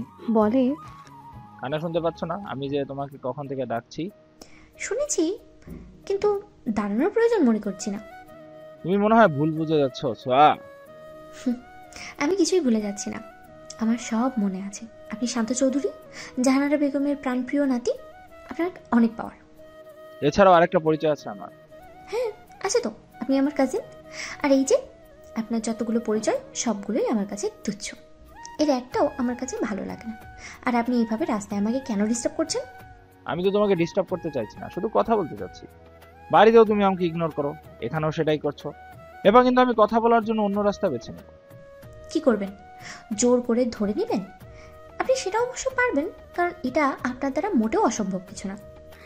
এই কথা বলেই ছোঁয়া একটা সিএনজিতে উঠে চলে যায়, আর শান্ত সেখানে দাঁড়িয়ে রাগে কটমট করতে করতে বলতে থাকে, খুব দেবাক তোমার, তাই না? শান্ত চৌধুরীর মতো ছেলেকে তুমি ইগনোর করো, ঠিক আছে? আমিও দেখবো তোমার এই দেমাগ কতদিন থাকে। শুধুমাত্র ছোট চাচার মেয়ে তুমি, নয়তো কবেই তোমার এই দেমাগই আমি ভেঙে দিতাম। শান্ত ছোঁয়াকে খুব বেশি পছন্দ করে, কিন্তু ছোঁয়া শান্তকে মোটেও সহ্য করতে পারে না। তার উগ্র চলাফেরা, ক্লাব, পার্টি, মেয়েদের সাথে মেলামেশা, এর কোনোটাই ছোঁয়া পছন্দ করে না। একজন ছেলে হবে মার্জিত, অভদ্র সে একটা মেয়েকে আর যাই হোক কামনার চোখে দেখবে না, তার শরীরকে না চেয়ে মন ছুতে চাইবে। ছোঁয়া নিজেও খুব নরম এবং সরল মনের মেয়ে, তাই সে চায় তার জীবনে এমন কেউ আসুক যাতে তার মন মানসিকতার সাথে মিলে যায়। আর সেখানে শান্ত সম্পূর্ণই বিপরীত একজন মানুষ। তার কাছে মনে হয় সে যেন এই ফ্যামিলিতে জন্ম নিয়ে খুব বড় বেশি ভুল করে ফেলেছে, কারণ তার কাছে তাদের এই ফ্যামিলিটা সম্পূর্ণই অদ্ভুত এবং রহস্যময় ফ্যামিলি মনে হয়। বিশাল বড় এক বাড়ির সুইমিং পুলের সামনে রাখা চেয়ারটায় বসে কেউ একজন আন মনে অনেক কিছু ভেবে যাচ্ছে। তার মনের মধ্যে প্রশ্ন, মানুষের জীবনটা এরকম অদ্ভুত হয় কেন? নাকি শুধু তার জীবনটাই অদ্ভুত? ছোট থেকেই তার বড় হওয়া এতিমখানায়, তারপর প্রতিবন্ধী স্কুল, পরের জীবনটা সুখময়, অঢাল সম্পত্তির মালিক সে এখন, নাম যশ খ্যাতি সব আছে এখন, কিন্তু নেই শুধু তার আশেপাশে তার আপন মানুষজন। আজও পর্যন্ত সে জানতে পারেনি তার বাবাকে শুধু রাহিলা মায়ের কাছে জেনেছে। তার জন্মের সময় তার মা বাবা দুজনেই মরে গেছে, তাই রাহিলা মা তাকে নিজের সন্তানের মতন লালন পালন করেছে। আজ সেই মাও হাসপাতালের বিছানায় দিন যাপন করছে। কি অদ্ভুত আমাদের জীবন! একটা সময় যে মেয়েটা তাকে এতিম বলে অপমান করে তুচ্ছ তাচ্ছিল্য করেছে, তার বাড়ি থেকে বের করে দিয়েছিল, সেই মেয়েটাই এখন তাকে দেখে মুগ্ধ হয়ে তাকিয়ে থাকে। জীবনের গতি মানুষকে কখন কোন পথে এনে দাঁড় করায় বোঝাই বড় মুশকিল। আচ্ছা, রনিতাকে সে এত চাওয়ার পরেও কেন ঘৃণা করতে পারে না? সেদিনকার সেই অপমান করা মুখটা ভেসে ওঠার পরেও কেন যেন মেয়েটার প্রতি এতটুকু ঘৃণা আসে না? তবে কি শাহিন মনে মনে মেয়েটাকে পছন্দ করে? তার ভাবনার মাঝে বাস থেকে কেউ একজন ডেকে ওঠে আর বলে, স্যার, আমাদের আজকের মিটিংটা বিকাল 3টায়। ভাবনার জগৎ থেকে বেরিয়ে এসে শাহিন পিছনে ফিরে তাকিয়ে দেখে তার ম্যানেজার দাঁড়িয়ে আছে কতগুলো ফাইল হাতে। তখনই সে বলে ওঠে, ওকে, আপনি রেডি করুন, আমি পৌঁছে যাব। আর হ্যাঁ, যেভাবেই হোক, যেমন করেই হোক, এসআর গ্রুপের সমস্ত কাজ আমি আমার হাতে চাই। বুঝতে পেরেছেন ম্যানেজার সাহেব? ম্যানেজার মাথা নাড়িয়ে সায় দেয়, মানে সে বুঝেছে। শান্ত চলে যাওয়ার পর ম্যানেজার ওখানে দাঁড়িয়ে মনে মনে ভাবে, একটা জিনিস বুঝতে পারি না, স্যারের এই এসআর গ্রুপের সাথে কি এমন সূত্র? যাই হোক, আমার তাতে কি। কথা বলেই সে সেখান থেকে চলে যায়। রনিতা তার রুমের বারান্দায় দাঁড়িয়ে আছে। আকাশের দিকে তাকিয়ে সে ভাবে সেদিনে তাকে ধরে রাখা সেই লোকটার কথা। কি অদ্ভুত, চোখ এতটা সুন্দর কেন? আমিও যে অনেক বারবার ওই চোখগুলো ভুলতে পারছি না। আমার অস্থিরতার কারণ হয়ে গেছে ওই চোখ। কবি শুধু মেয়েদের চোখ নিয়ে কবিতা লিখে গেছেন, কিন্তু একটা ছেলের চোখে যে এতটা অদ্ভুত হয় সেটা মনে হয় কবি কখনো খেয়ালই করে দেখেনি। যদি দেখতো তাহলে নির্ঘাত সাথে সাথে 2-4টা কবিতা লিখে ফেলতো। যতই ওই লোকটাকে আমি দেখছি ততটাই যেন আমি তার প্রতি দুর্বল হয়ে যাচ্ছি। তার মানে কি আমি তার প্রেমে পড়ে যাচ্ছি? এই কথা বলেই কিছুটা লজ্জা লজ্জা ভাব নিয়ে আয়নায় তাকায়। সেখানেই এসে দেখে যে সত্যি সে ব্লাশ করছে। তার মনে কিছুটা ভালো লাগা কাজ করতে থাকে, কিন্তু লোকটার ঠিকানা সে কোথায় পাবে সেটা ভেবেই মনটা খারাপ হয়ে যায়। আর ভালো লাগার কথাই বা কী করে জানাবে? তার তো তাকে ভালো লাগে, বাট লোকটা যদি পছন্দের কেউ থাকে তখন রনিতার মনটা বেশ খারাপ হয়ে যাবে। অস্বস্তিকর পরিবেশ।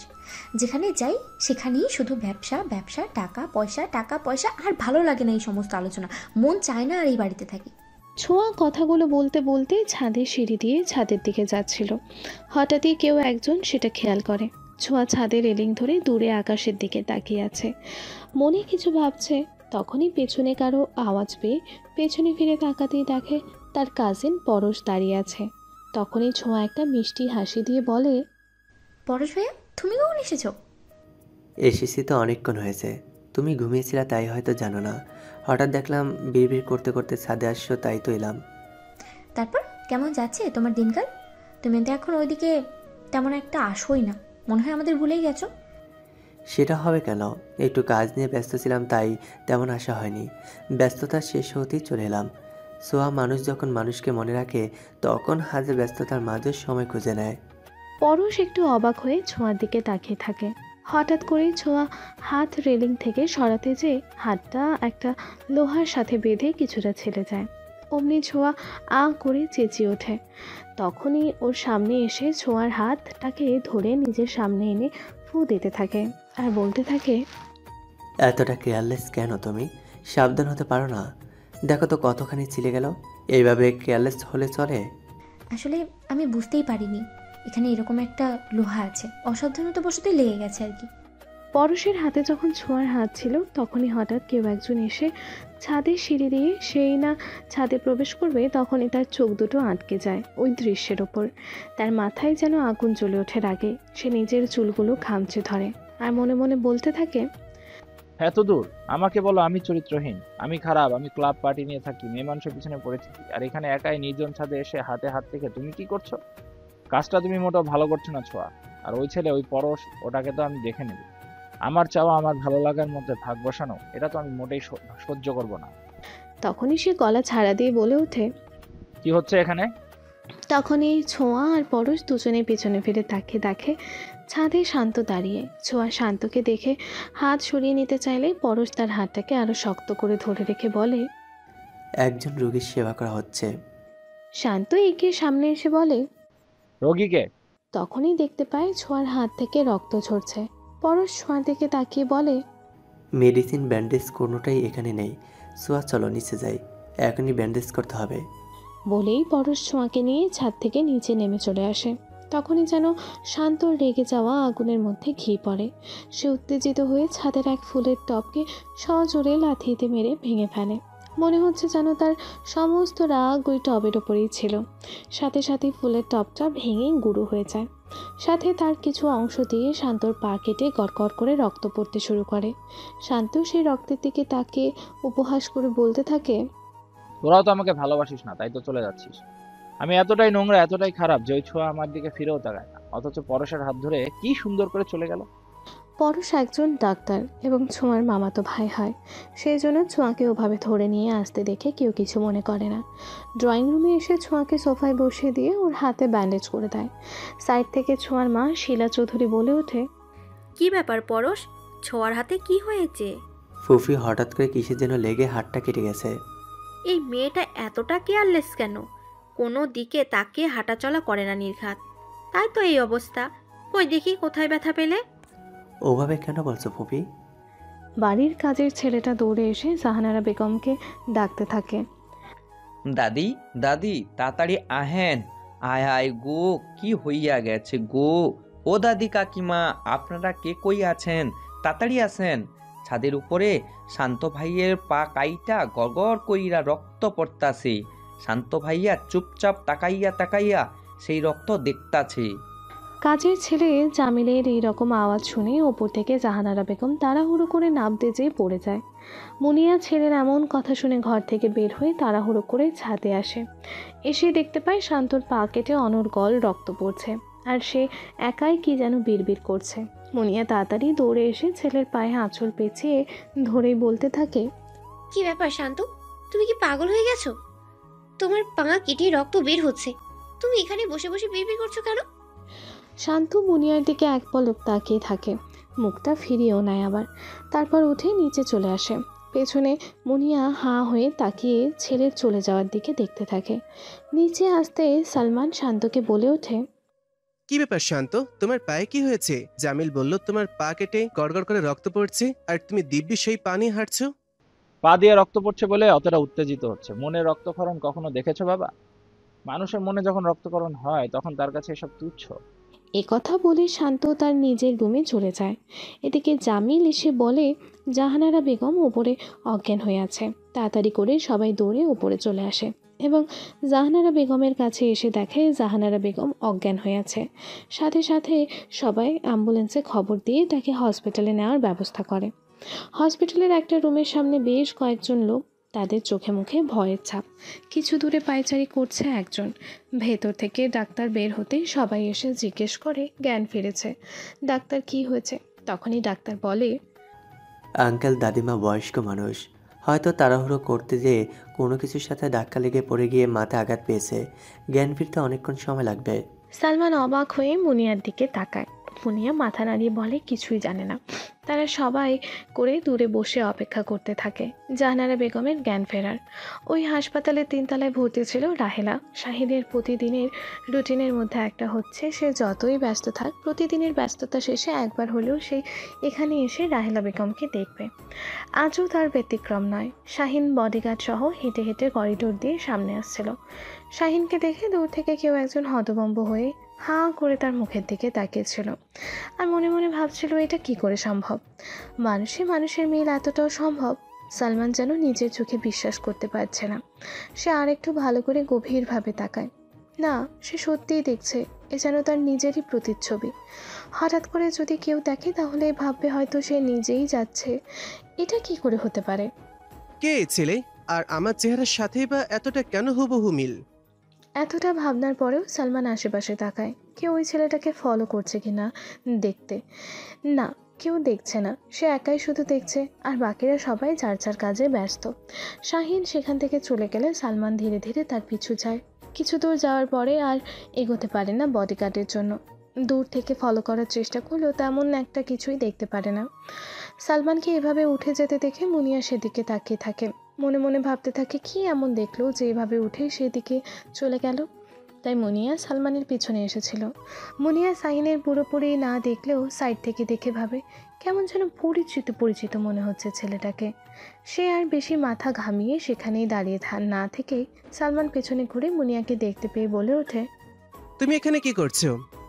তুমি কি একটা দেখে ওখান থেকে উঠে চলে এলে খুব তাড়াহুড়ো করে, তাই ভাবলাম কিছু হলো কিনা, সেই জন্যই তো তোমার পিছনে এলাম। ব্যাস, এখানে তো কিছু হলো না, কিন্তু সামনে দিয়ে যে ছেলেটা চলে গেল, আমার কেন যেন ছেলেটাকে খুব পরিচিত পরিচিত মনে হলো।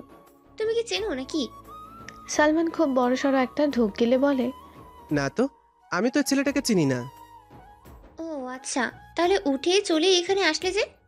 সালমান মুনিয়াকে নিয়ে যেয়ে বলে, চলো দেখি মায়ের জ্ঞান ফিরল কিনা।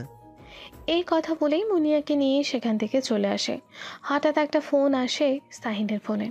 ফোন রিসিভ করে সালাম দিতে ওপাশ থেকে কেউ বলে ওঠে, কেমন আছো শাহিন? জি ম্যাডাম, আলহামদুলিল্লাহ ভালো আছি। আপনি ভালো আছেন তো? আলহামদুলিল্লাহ, তবে বেশ কতদিন যাবৎ নিজের শরীরটা ঠিক যাচ্ছে না। ভাবনা শুধু একটাই, মেয়েটাকে নিয়ে। আমার জীবনের মোটামুটি সব দায়িত্ব পালন করা শেষ, এখন শুধু এই একটা দায়িত্ব বাকি আছে। মেয়েটাকে ভালো একটা পাত্রস্থ করতে পারলে মরে গিয়েও শান্তি পেতাম। ম্যাডাম আম্মু এ কথা কেন বলছেন আপনি?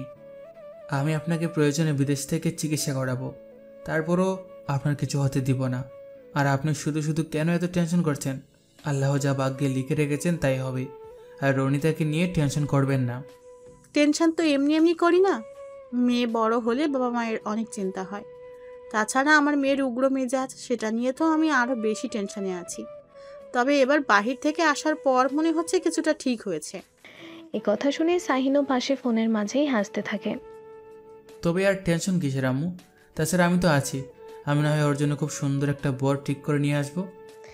এরপর আরও অনেক কথা বলার পর তারা ফোন রেখে দেয়। এদিকে আনিকা ম্যাডাম তার ইচ্ছে অন্যরকম। সেই ইচ্ছেটাকে মনের মধ্যে খুব যত্ন করে রেখে দিয়েছে, কিন্তু মুখ ফুটে সে এখন তার ইচ্ছার কথা প্রকাশ করতে পারছে না। সে চায় রনিতাকে শাহিনের সাথে বিয়ে দেবার জন্য, কিন্তু সরাসরি শাহিনকে সেই প্রস্তাবটা দিতে পারছে না। পরের দিন গেটের কাছে একটি কালো গাড়ি থামতেই বারান্দা দিয়ে তাকায় রনিতা। সে খেয়াল করে তাদের বাড়ির সামনে দুটো গাড়ি। একটা থেকে একজন বডিগার্ড নামার পর অপর গাড়ির দরজা খুলতেই নেমে আসে তার দেখা সে সুদর্শন যুবকটি।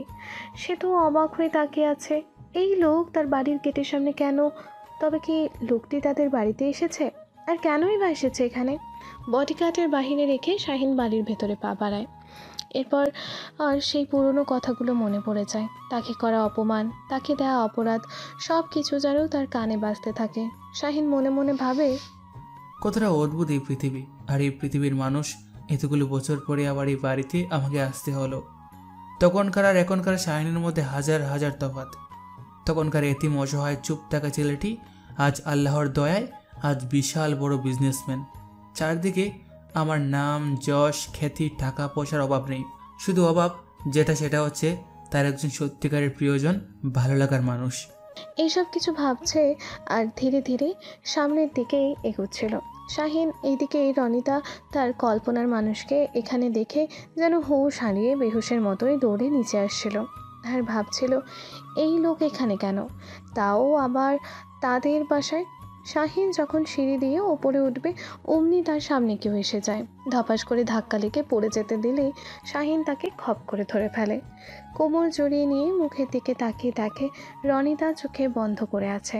শাহিন অবাক হয়ে ওর মুখের দিকে তাকিয়ে আছে। রনিতা তার কোমরে হাত স্পর্শ পেয়ে ধীরে ধীরে চোখ খুলতে দেখে শাহিন তাকে এক হাতে কোমর জড়িয়ে ধরে আছে। রনিতাকে এইভাবে তাকিয়ে থাকতে দেখে শাহিন বলে ওঠে, কি ব্যাপার ম্যাডাম? আমার মনে হয় বারবার আপনার আমার এভাবে জড়িয়ে ধরে থাকা খুব বেশি ভালো লাগে, আর তাই তো এসে ঠিক আমার খুলে পড়েন। রনিতা সোজা হয়ে দাঁড়িয়ে আঙুল নাড়িয়ে নাড়িয়ে বলতে থাকে, আই যে মিস্টার, কি বলতে চাচ্ছেন আপনি? আমি ইচ্ছে করে এসে গিয়ে আপনার উপর পড়ি? তা নয় তো কি, সেদিনও রেস্টুরেন্টে এভাবে পড়ে গেলেন, এখন আবার নিচে নামতে যেয়ে পড়ে গেলেন আমার উপর। তাহলে আমি কি ভাববো? মানে আমি তো আর ইচ্ছে করে আপনার গায়ের উপর পড়ে যাইনি। আসলে আমি কিছু একটা ভাবতে ভাবতে নামছিলাম, অমনি আপনি আমার সামনে চলে এলেন। আর সেই দিন রেস্টুরেন্টের ব্যাপারটাও একটা অ্যাক্সিডেন্ট ছিল। অ্যাক্সিডেন্ট কিনা জানি না, তবে আমার মনে হচ্ছে আপনার আমার কোলে চড়তে বেশি ভালো লাগে। আমি কিন্তু কোনো মাইন্ড করব না। আপনি চাইলে এখনই আপনাকে আবার কোলে নিতে পারি। আপনার কোমরটা অনেক সফট, আপনি নিশ্চয়ই অনেক সফট হবেন, তাই আপনাকে কোলে নিতে আমার ভালোই লাগবে। রনিতা শাহিনের মুখের দিকে হাঁ করে তাকিয়ে বলে ওঠে, আপনি তো ভারী অসভ্য লোক একটা, কি আজে বাজে কথা বলছেন। অসভ্য হব কেন? অসভ্যতার তো কিছুই বলিনি। আপনি যদি আমাকে অসভ্য উপাধি দেন তাহলে আমি ওই ধরনের কথা আরও বলতেও রাজি আছি। বলবো নাকি ম্যাডাম? রনিতা শাহিনের মুখের দিকে তাকিয়ে মুখটা ভেঙচি দিয়ে চলে যায়। আসলে শাহিনের এই ধরনের কথাবার্তাগুলো বলার কারণ হলো সে দেখতে চাচ্ছিল রনিতা ঠিক আগের মতোই আছে নাকি পরিবর্তন এসেছে। সে ছিল জেদি এবং অহংকারী একটা মেয়ে, বাট আজ তাকে এত কিছু বলার পরেও সে তেমন কোনো প্রতিবাদ করলো না। তার কারণ কি শাহিনের আজকের এই অবস্থান? সে তো আর আমাকে চেনে না, আমি যে সে শাহিন সেটাও সে জানে না। তবে তার এই ব্যবহার আমাকে ভাবাচ্ছে। আমাকে আরও জানতে হবে আসলে তার পরিবর্তন হয়েছে কিনা। সে আগের উগ্র মেজাজি অহংকারী মেয়েটাই রয়ে গেছে। রনিতা চলে যেতে শাহিন আনিকার রুমের মধ্যে প্রবেশ করে। এখানে রুমের মধ্যে শাহিন আর আনিকার বেশ অনেক কথা হয়। শাহিন বলে ওঠে, মামনি তুমি কোনো টেনশন করো না, আমি তোমার কথার কোনো বরকালাপ করব না। তুমি যেভাবে বলছো আমি ঠিক সেভাবেই করব। তবে ওই ওদেরকে আমি ছাড় দিব না। একটা একটা করে ওদের ব্যবসাকে আমি ছিনিয়ে নেব, পথের ফকির করে ছাড়বো ওদের। তুমি আমার জন্য দোয়া করো। তুমি কি মনে করেছো সালমান চৌধুরী অত সহজে আর এত আরামেই তুমি পার পেয়ে যাবে? তোমার পাপের ঘানি অনেক বড়। তুমি যে পাপ করে এখনো বেঁচে আছো তার প্রায়শ্চিত্ত অবশ্যই তোমাকে করতে হবে। তুমি এই পাপের শাস্তি নিশ্চয়ই পাবে। তুমি এবং তোমার পরিবার কখনোই শান্তিতে থাকতে পারো না। অন্যজনকে কষ্ট দিয়ে তার সুখ ছিনিয়ে নিয়ে মনে করেছো দিব্যি ভালো থাকবে, কিন্তু না। আল্লাহ ছাড় দেয় কিন্তু ছেড়ে দেয় না, এটা তোমরা হাড়ে হাড়ে টের পাবে। বড় একটা কনফারেন্স রুমে বসে আছে অনেক লোকজন। সেখানে বিজনেস আলোচনা চলছে। তখনই কেউ একজন বলে ওঠে, সেক্রেটারি সাহেব, আপনি মিটিংয়ের সার্বিক বিষয়বস্তু আলোচনা করেন। সেক্রেটারি আলোচনা করার পরে শাহিন সকলের উদ্দেশ্যে বলে ওঠে, আসলে চৌধুরী গ্রুপ অফ ইন্ডাস্ট্রিজের যতগুলো শেয়ার ছিল সবগুলো আমি কিনে নিয়েছি এবং তাদের সাথে আমার এই বিজনেস ডিল করার কথা ছিল সেটা আমি উইথড্র করছি। এখানে সবাই যেন শাহিনের কথায় বিচলিত না হয়ে সবচেয়ে বেশি আশ্চর্যজনিত ছিল তার চেহারা দেখে। কারণ মিটিংয়ে বসা সালমান চৌধুরীর সাথে শাহিনের চেহারার হুবহু মিল। এটা কি করে সম্ভব? সবাই যেন হতবম্ব হয়ে শাহিনের দিকে তাকিয়েছিল। তারা তার কথা যতটা না শুনছিল তার থেকে বেশি আশ্চর্যজনিত হয়ে তাকেই দেখে যাচ্ছিল। সালমান ভাবতে থাকে, কি ছেলে সেদিন হাসপাতালে দেখেছিল কিছুটা, আর এখন একদম বিজনেস মিটিংয়ে, তাও আবার কিনা তার শত্রুপক্ষ হয়ে। কিন্তু এই ছেলের সাথে তার চেহারার কেন এত মিল? কে এই ছেলে? কি তার পরিচয়? আমাকে এই ছেলের সমস্ত ডিটেলস সবকিছু জানতে হবে। এদিকে শান্ত যেন উন্মাদের মতো হয়ে যায়। একদিকে তাদের বিজনেসে সব হারাতে চলছে, অন্যদিকে বাবার যেন সেদিকে কোনো মাথা ব্যথা নেই। সব কিছু মিলিয়ে সে যেন হতাশা দেখছে চোখে। শান্তর চাচা কনফারেন্স রুম থেকে বের হয়ে শান্তর উদ্দেশ্যে বলে ওঠে, এরকম একজন ইয়াং বিজনেসম্যান হঠাৎ করে এসে আমাদের সমস্ত কিছুকে তছনছ করে দিচ্ছে। এর সাথে তো আমাদের কোনো পূর্ব শত্রুতা নেই, তবে এরকম কেন করছে? আর সবচেয়ে বড় আশ্চর্য কথা হচ্ছে এই ছেলের সাথে আর ভাইয়ের চেহারার সাথে এতটা মিল কেন শান্ত? তখনই শান্তর হঠাৎ খেয়াল হয় আসলেই তো সে তো অন্য কারণগুলো দেখতে কি এই কথাটা ভেবেই দেখেনি। একটা রেস্টুরেন্টে বসে আছে একজন লোক আর বারবার ঘড়ি দেখে যাচ্ছে। মনে হচ্ছে সে খুব অধীর আগ্রহে কারোর জন্য অপেক্ষা করছে। কিছুক্ষণ পরপর গ্লাস থেকে পানি খাচ্ছে। মনে হচ্ছে যেন সে খুব বিচলিত। তার এই অপেক্ষার অবসান ঘটিয়ে তার সেই কাঙ্ক্ষিত ব্যক্তিটি ধীরে ধীরে এগিয়ে আসতে থাকে। খুব কাছাকাছি আসতে মুখ তুলে তাকিয়ে সে হতবাক হয়ে দাঁড়িয়ে যায়। অনেক অনেক বছর আগে একটি চেহারা তার সামনে দৃশ্যমান হতে থাকে। লোকটি বুঝতে পায় না কেন তাকে এখানে ডেকে আনা। লোকটি আর কেউ নয়, লোকটি হচ্ছে সালমান। তার যে ব্যক্তিটি তার দিকে এগিয়ে আসছিল ওটা ছিল আনিকা ম্যাডাম। আনিকা ম্যাডামকে দেখে সালমান দাঁড়িয়ে যায়। ওর দাঁড়ানো দেখে আনিকা বলে, কি ব্যাপার, চমকে গেলে সালমান? হ্যাঁ, কাল রাতের ফোনটা আমারই ছিল। আমি তোমাকে ফোন দিয়ে এখানে আসতে বলেছিলাম। কেমন আছো সালমান? আনিকার দিকে তাকিয়ে সালমান বলতে থাকে, আমি কেমন আছি সেটা জানা কি খুব জরুরি? তার চেয়ে বরং কাজের কথা বলো। এত বছর পর আমাকে কেন ডেকেছো এখানে? এত বছর পর তোমাকে নিশ্চয়ই এখানে এই বয়সে প্রেম করার জন্য ডাকিনি, ডেকেছি কিছু কথা জানানোর জন্য। সালমান, আমাকে ঠকিয়ে মুনিয়াকে তো ঠিকই বিয়ে করেছো, কিন্তু মুনিয়াকে যে ঠকাচ্ছ সেটা তাকে বলছো কখনো? তোমার কালো অতীত সমস্তটা কিসে জানে? একসাথে দুই নৌকার মাঝি ছিলে তুমি। আর তুমি কি ভেবেছ আমি জানি না? এই যে আমার আজ এই অবস্থার, আমার একা জীবনের পথ চলা, আমার স্বামীকে সরিয়ে দেওয়া, সব কিছুর জন্য কে দায়ী সেটা মনে করেছো আমি জানি না? সব কিছু জানার পরেও কেন তোমাকে কিছু বলিনি, কেন তুমি এখনো দিব্যি আরামে আছো, সেটা জানানোর জন্যই তোমাকে এখানে ডাকা। সেদিন যখন হাসপাতালে তুমি আমার স্বামীকে শেষ করে দিয়েছো, সেটা দেখার পর আমি যখন দৌড়ে আমার কেবিনে আসি, সেখান থেকে আমার ছেলে গায়েব। আজও পর্যন্ত আমি তার কোনো হদিশ পাইনি। সালমান, আমার স্বামীর হত্যাকারী তুমি জানার পরেও আমি তোমাকে কেন পুলিশে দেইনি সেদিন জানো? কারণ একমাত্র তুমিই পারবে আমার সেই হারিয়ে যাওয়া ছেলের খোঁজ দিতে। আমি তোমাকে অনেক খুঁজেছি কিন্তু পাইনি, কিন্তু গত 3 বছর যাবৎ আমি তোমাকে নজরে নজরে রেখেছি। তোমার প্রতিটা চলার গতি আমি পরিলক্ষিত করেছি। সেদিন শুধু হাসপাতালের একমাত্র ব্যক্তি তুমি, যার দ্বারা সব কিছু সম্ভব ছিল। আমি তোমাকে অনুরোধ করছি সালমান, আজ অন্তত তুমি আমার হারিয়ে যাওয়া সন্তানের খোঁজ দাও। সালমান কিছুটা বিচলিত হয়ে যায়, আর এটার কথা শুনে সে ঘামতে থাকে। সে কাঁপা কাঁপা গলায় বলে, কি আজে বাজে কথা বলছো? তোমার এমন কেন মনে হলো? তোমার সন্তান কি হয়েছে আমি কি করে বলবো? আর আমি তোমার হাজবেন্ডকে খুন করিনি। এখন পর্যন্ত মানুষ হতে পারলে না, মানুষরূপী জানোয়ার রয়ে গেলে সালমান। সালমান, আমাদের জীবনে সবারই কিছু অধ্যায় থাকে, রঙিন, আবার কিছুটা অধ্যায় রংহীন, বর্ণহীন, 4 দেয়ালের মাঝে বন্দী। কিন্তু যখন সেটা ছিটকে বের হয়ে আসে না, তখন তার নোংরা গন্ধ চারদিকে ছড়িয়ে পড়ে। ছি ছি, ধিক্কার পড়ে যায় সব দিকে। তখন কি হয় জানো? নিজের কাছের মানুষগুলো অচেনা হয়ে যায়, আর ওই মানুষটা বেঁচে থেকেও তখন যেন একটা মৃত লাশে পরিণত হয়। তোমার অবস্থা হবে ঠিক সেরকম, মনে রেখো। স্বীকার তো তুমি করবেই, কিন্তু তখন অনেক দেরি হয়ে যাবে। এ কথা বলে আনিকা সেখান থেকে চলে যায়, আর সালমান ধপ করে চেয়ারে বসে পড়ে। সে ঘামতে থাকে আর মনে মনে ভাবতে থাকে, এত বছর পরে তার একাল অধ্যায় কেন এভাবে সামনে চলে আসছে? কি হচ্ছে এগুলো?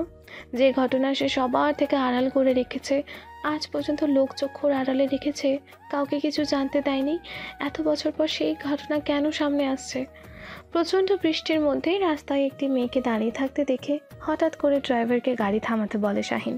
সে গাড়ির ভেতর থেকে গ্লাস নামিয়ে দেখতে পায় রাস্তার সাইডে গাড়ির সামনে দাঁড়িয়ে আছে মেয়েটি। এরকম ঝড়ের মধ্যে মেয়েটি কিভাবে গাড়ির সামনে দাঁড়িয়ে থাকতে পারে? দেখে বুঝতে পারে যে হয়তো মেয়েটির গাড়িটি নষ্ট হয়ে গেছে। মেয়েটি গাড়ির সামনে থেকে সাইড হতেই শাহিন দেখতে পায় এটা আর কেউ নয়, এটা হচ্ছে রনিতা। এভাবে রনিতাকে রাস্তার মাঝে এভাবে বৃষ্টিতে দাঁড়িয়ে থাকতে দেখে কিছুটা অবাক হয়। তারপর গাড়ি থেকে নেমে রনিতার সামনে এসে জিজ্ঞেস করে, hello madam, any problem? Ronita তাকিয়ে দেখে এটা আর কেউ নয়, সেই লোক। সে বলে, প্রবলেম না হলে বুঝি সাত করে এই বৃষ্টির মধ্যে রাস্তায় দাঁড়িয়ে বৃষ্টিতে ভিজছি? অনেক সময় মানুষ স্বাদ করেও ভিজে। আমার গাড়িটা নষ্ট হয়ে গিয়েছে, আর এখানে তেমন কোনো গাড়িও পাচ্ছি না, আর গাড়ির প্রবলেম দেখতে দেখতে আমি পুরোটাই ভিজে গেছি।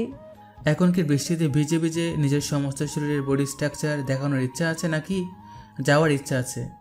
রনিতা শাহিনের মুখের দিকে তাকিয়ে বলে, এই লোকটা একটা অতিরিক্ত মাত্রায় অসভ্য, সব সময় তাকে বাজে বাজে কথা শোনায়, এর কারণটা সে বোঝে না। আপনি একটা চরম লেভেলের অসভ্য ফাজিল মানুষ, সব সময় আপনি এইভাবে কথা বলেন কেন? কিভাবে কথা বললাম আপনাকে? আমি তো জাস্ট আপনাকে সাহায্য করতে চাইলাম। এভাবে খোঁচা দিয়ে কথা বলে কেউ কাউকে সাহায্য করে সেটা তো জানতাম না। দেখুন ম্যাডাম, বাজে কথা কেন বলছেন? আমি তো আপনাকে টাচ পর্যন্ত করিনি। রনিতা শাহিনের মুখের দিকে তাকিয়ে বলে, আপনি তো আচ্ছা পাজিল, সেই তখন থেকে আজে বাজে কথা বলে যাচ্ছেন। ম্যাডাম, আপনি কি বৃষ্টিতে ভিজে ভিজে দাঁড়িয়ে ঝগড়া করবেন নাকি আসবেন? এভাবে বৃষ্টি থাকলে নির্ঘাত আপনি অসুস্থ হয়ে যাবেন, আর তখন কি হবে জানেন? কি হবে? কিছুই হবে না। তো ঠিক আছে, আপনি বৃষ্টিতে ভিজতে থাকেন, আমি যাচ্ছি। শুধু শুধুই কি বলি, আপনি একটা ফাজিল লোক। শাহিন একটা মুচকি হাসি দিয়ে বলে, বাহ, সাহায্য করতে চাইলাম তাতেও ফাজিল, চলে যেতে চাইলাম তাতেও ফাজিল। তা ম্যাডাম, একটু বলবেন কি কি করলে আপনার কাছে ভালো মানুষ হওয়া যাবে? রনিতা কিছুটা ভাবান্বিত হয়ে যায়। সে এখন কি বলবে, তাই সে কিছু না বলে চুপচাপ দাঁড়িয়ে থাকে। শাহিন ছাতাটা ওর মাথার উপরে ধরে বলে, এবার তো চলেন ম্যাডাম। গাড়ির মধ্যে বসে আছে রনিতা। শাহিন তার দিকে একটা ছোট্ট তাওয়াল এগিয়ে দিয়ে বলে, এটা দিয়ে মাথা আর শরীরটা মুছে নিন, নতুন নির্ঘাত আপনার আর জ্বর আসবে। ওদের গাড়ি কিছু দূর যাওয়ার পরেই তুমুল ঝড় শুরু হয়। রাস্তার চতুর্দিকে অন্ধকার হয়ে আসে। ড্রাইভার শাহিনকে বলে, স্যার, প্রচণ্ড ঝড় হচ্ছে, এই অবস্থায় মনে হয় আমাদের সামনের দিকে না এগোনোই ভালো, কারণ সামনের দিকে বড় বড় গাছ আছে, যদি একটা ভেঙে পড়ে তবে স্যার সর্বনাশ হয়ে যাবে। এভাবে ঝড়ের মধ্যে রাস্তায় গাড়িতে থাকাটাও তো সেফ না। তাহলে এখন কি হবে? অমনি ড্রাইভার বলে ওঠে, স্যার পাশেই একটু পেছনে একটা হোটেল আছে, চাইলে সেখানে যেতে পারেন। শাহিন চিন্তা করে এমনিতেই রাত হয়ে গেছে, তার মধ্যে ঝড়ের অবস্থা বাড়ছে, এভাবে রাস্তায় গাড়িতে না থেকে হোটেলে গেলে হয়তো ভালো হবে। তাই সে ড্রাইভারকে বলে সেই হোটেলে নিয়ে যাওয়ার জন্য। হোটেলে আসার পর দেখতে পায় সেখানে মোটামুটি সব রকম বুকিং, শুধুমাত্র একটা রুম খালি আছে। অগত্যা কি আর করা, ওই রুমটাতেই নিতে হয়। এদিকে রনিতার খুব আনইজি লাগতে থাকে, এইভাবে একটা রুমে একটা ছেলে মানুষের সাথে কি করবে। আর তাছাড়া যাওয়ার মতন তেমন কোনো উপায় তো নেই। ম্যাডাম, আপনি তো সম্পূর্ণ ভিজে আছেন, আপনার কাপড় চোপড় চেঞ্জ করা দরকার, ওয়াশরুমে যেয়ে চেঞ্জ করে আসেন। রনিতা শাহিনের মুখের দিকে হাঁ হয়ে থাকে আর বলে, চেঞ্জ করে আমি কি করব শুনি? আমি কি ব্যাগে করে কাপড় চোপড় নিয়ে এসেছি? আসলেই তো ম্যাডাম চেঞ্জ করে পড়বে কি, কোনো কাপড় নেই, কি করা যায়? শাহিন রনিতাকে রেখে বাইরে চলে যায়। কিছুক্ষণ পর একটি প্যাকেট হাতে নিয়ে ফিরে আসে। প্যাকেটটি রনিতার হাতে দিয়ে সে বলে, ওয়াশরুমে যেয়ে চেঞ্জ করে আসেন। প্যাকেটটি নিয়ে রনিতা ওয়াশরুমে চলে যায়। কিন্তু বিপত্তি বাধে তখনই যখন সে প্যাকেট খুলে বের করে দেখে শাড়ি। সে তো কখনো শাড়ি পরেনি, প্যাকেটের মধ্যেই শাড়ি এবং শাড়ির সাথে পরা সামগ্রী। এখন সে কী করবে? চেঞ্জ না করে উপায় নেই, কারণ সে প্রচণ্ড রকমের ভিজে আছে। এভাবে বেশিক্ষণ থাকলে নির্ঘাত অসুস্থ হয়ে হাসপাতালে ভর্তি হতে হবে। অগত্যা কোনো উপায়ান্তর না পেয়ে সে চেঞ্জ করে কোনো রকমের শাড়ি পরেই বের হয়ে আসে রুমের মধ্যে। সোফায় বসে শাহিন তখন মোবাইলে কিছু একটা করছিল। হঠাৎ এইভাবে রনিতাকে দেখে সে যেন স্তব্ধ হয়ে যায়। তার চোখে যেন অদ্ভুত রকমের এক নেশা কাজ করতে থাকে। হঠাৎ করেই যেন মেয়েটিকে তার কাছে অতি মাত্রায় মায়াবী মনে হতে থাকে। ঘোর লাগা দৃষ্টিতে হাঁ হয়ে তাকিয়ে থাকে রনিতার দিকে আর মনে মনে বলতে থাকে, এমনিতেই তোমার মায়াতে আটকে আছি, এরপর এই রূপে আমার সামনে এসে আমাকে ঘায়াল না করলে কি হতো না? শাহিনকে এভাবে হাঁ হয়ে তাকিয়ে থাকতে দেখে যেন রনিতা কিছুটা লজ্জা পায়। সে এগিয়ে এসে তোয়ালে দিয়ে রুমের মধ্যে থাকা আয়নাটায় সামনে দাঁড়িয়ে চুলগুলো মুছতে থাকে। সে যখন চুল মুছছিল তখন তার পেটের সাইড থেকে কাপড় সরে তার মসৃণ পেটটা কিছুটা উন্মুক্ত হয়েছিল। হঠাৎই শাহিনের দৃষ্টি যায় সেদিকে। এমনিতেই সে ঘোরের মধ্যে ছিল, তারপর এই দৃশ্য যেন তাকে কিছুটা বেসামাল করে দেয়। সে বসা থেকে উঠে ধীরে ধীরে রনিতার খুব কাছে এসে ওর মুখের দিকে তাকিয়ে থাকে। শাহিনকে এতটা কাছে দেখে রনিতার এক অদ্ভুত রকমের ফিল হতে থাকে। সে যেন বরফ হয়ে জমে যায়, তার ঠোঁট কাঁপতে থাকে, সে যেন কিছুই বলতে পারছে না। রনিতার কাঁপা কাঁপা ঠোঁট জোড়া যেন শাহিনকে আরও বেশি আকর্ষিত করে তোলে। কিছু মুহূর্তের জন্য যেন সেই হিতাহিত জ্ঞান হারিয়ে ফেলে। এক হাতে টান দিয়ে রনিতাকে নিজের কাছে নিয়ে আসে। রনিতা তখন চোখ খিচে বন্ধ করে নেয়। এমনিতেই লোকটাকে সে ভীষণ রকমের পছন্দ করে, তার মধ্যে লোকটা তার এত কাছে থাকতে এক অদ্ভুত শিহরণ বইতে শুরু করে। রনিতাকে এভাবে চোখ বন্ধ করে রাখতে দেখে শাহিন যেন কিছু একটা বুঝে নেয়। ধীরে ধীরে সে তার ঠোঁট দুটি রনিতার কপালে স্পর্শ করে। কপাল ছুঁয়ে ঠোঁট দুটি রনিতার ঠোঁটের কাছে চলে আসে। শাহিন যেন ধীরে ধীরে নিজের কন্ট্রোল হারিয়ে রনিতার ঠোঁটের মাঝে হারিয়ে যায়। রনিতা জমে বরফ হয়ে আছে, তার কাছে সব কিছু কেমন যেন অদ্ভুত মনে হচ্ছে। এইভাবে বেশ কিছুক্ষণ যাওয়ার পর শাহিন রনিতাকে ছেড়ে দেয়। রনিতার চোখের দিকে তাকিয়ে কিছু একটা বোঝার চেষ্টা করে, সরে আসে আর বলে, আই এম সরি, আসলে আমি এমনটা করতে চাইনি। আমার কি হলো আমি ঠিক বুঝতে পারিনি, প্লিজ আপনি আমাকে ভুল বুঝবেন না। আজ অবধি আমি কোনো মেয়ের ধারে কাছেও যাইনি, কিন্তু আজ আপনাকে এইভাবে দেখার পর আমার কি হলো আমি নিজেও বুঝতে পারছিলাম না। মনে হচ্ছিল যেন কোনো চুম্বকের আকর্ষণ আমাকে খুব কাছে টানছিল। এক কাজ করুন, আপনি খাটে শুয়ে পড়ুন, আমি এই সোফায় ম্যানেজ করে নেব। ভয়ের কোনো কারণ নেই, এরকম ভুল আর হবে না, আপনি নিশ্চিন্তে থাকতে পারেন। পরের দিন সকালবেলা রনিতা আর শাহিন হোটেল রুম থেকে বের হওয়ার পর কেউ একজন তাদের বেশ কতগুলো ছবি তুলে নেয় আড়াল থেকে। ওরা সেখান থেকে বাড়িতে চলে আসে, কিন্তু 2 দিন পরেই খবরের কাগজে বের হয় দেশের উঠতি ইয়াং বিজনেসম্যান রাতের আধারে মেয়ে নিয়ে হোটেলে। খবরটা যেন দ্রুত ছড়িয়ে পড়ে সবার মাঝে। আসলে এই খবর মিথ্যা ছিল, শাহিনের ক্যারিয়ার ধ্বংস করার জন্য, বাট শাহিন তো তাদের থেকে এক ধাপ এগিয়ে। তাই এই খবর দেখার পর সে আনিকা ম্যাডামের কাছে আসে এবং ম্যাডামকে বলে, ম্যাডাম আম্মু, তুমি তো সব কিছু জানো। সেদিন রাতে তোমাকে আমি ফোন করে বলে দিয়েছিলাম যে বৃষ্টির জন্য আমরা হোটেলে আছি, কিন্তু এটা যে এমনভাবে পাবলিশড হবে আর আর শত্রুপক্ষ এটাকে এমনভাবে ছড়াবে সেটা আমার জানা ছিল না। তুমি যদি রাজি থাকো তাহলে আমি তোমাকে একটা প্রস্তাব দিতে চাই। আমি রনিতাকে বিয়ে করতে চাই। আনিকা ম্যাডাম তো আগে থেকেই চেয়েছিল এটা, আর এখন শাহিনের মুখ থেকে শুনে যেন তার আর না বলার মতো কিছুই থাকে না। তার আগে একটা কাজ করতে চাই আম্মু।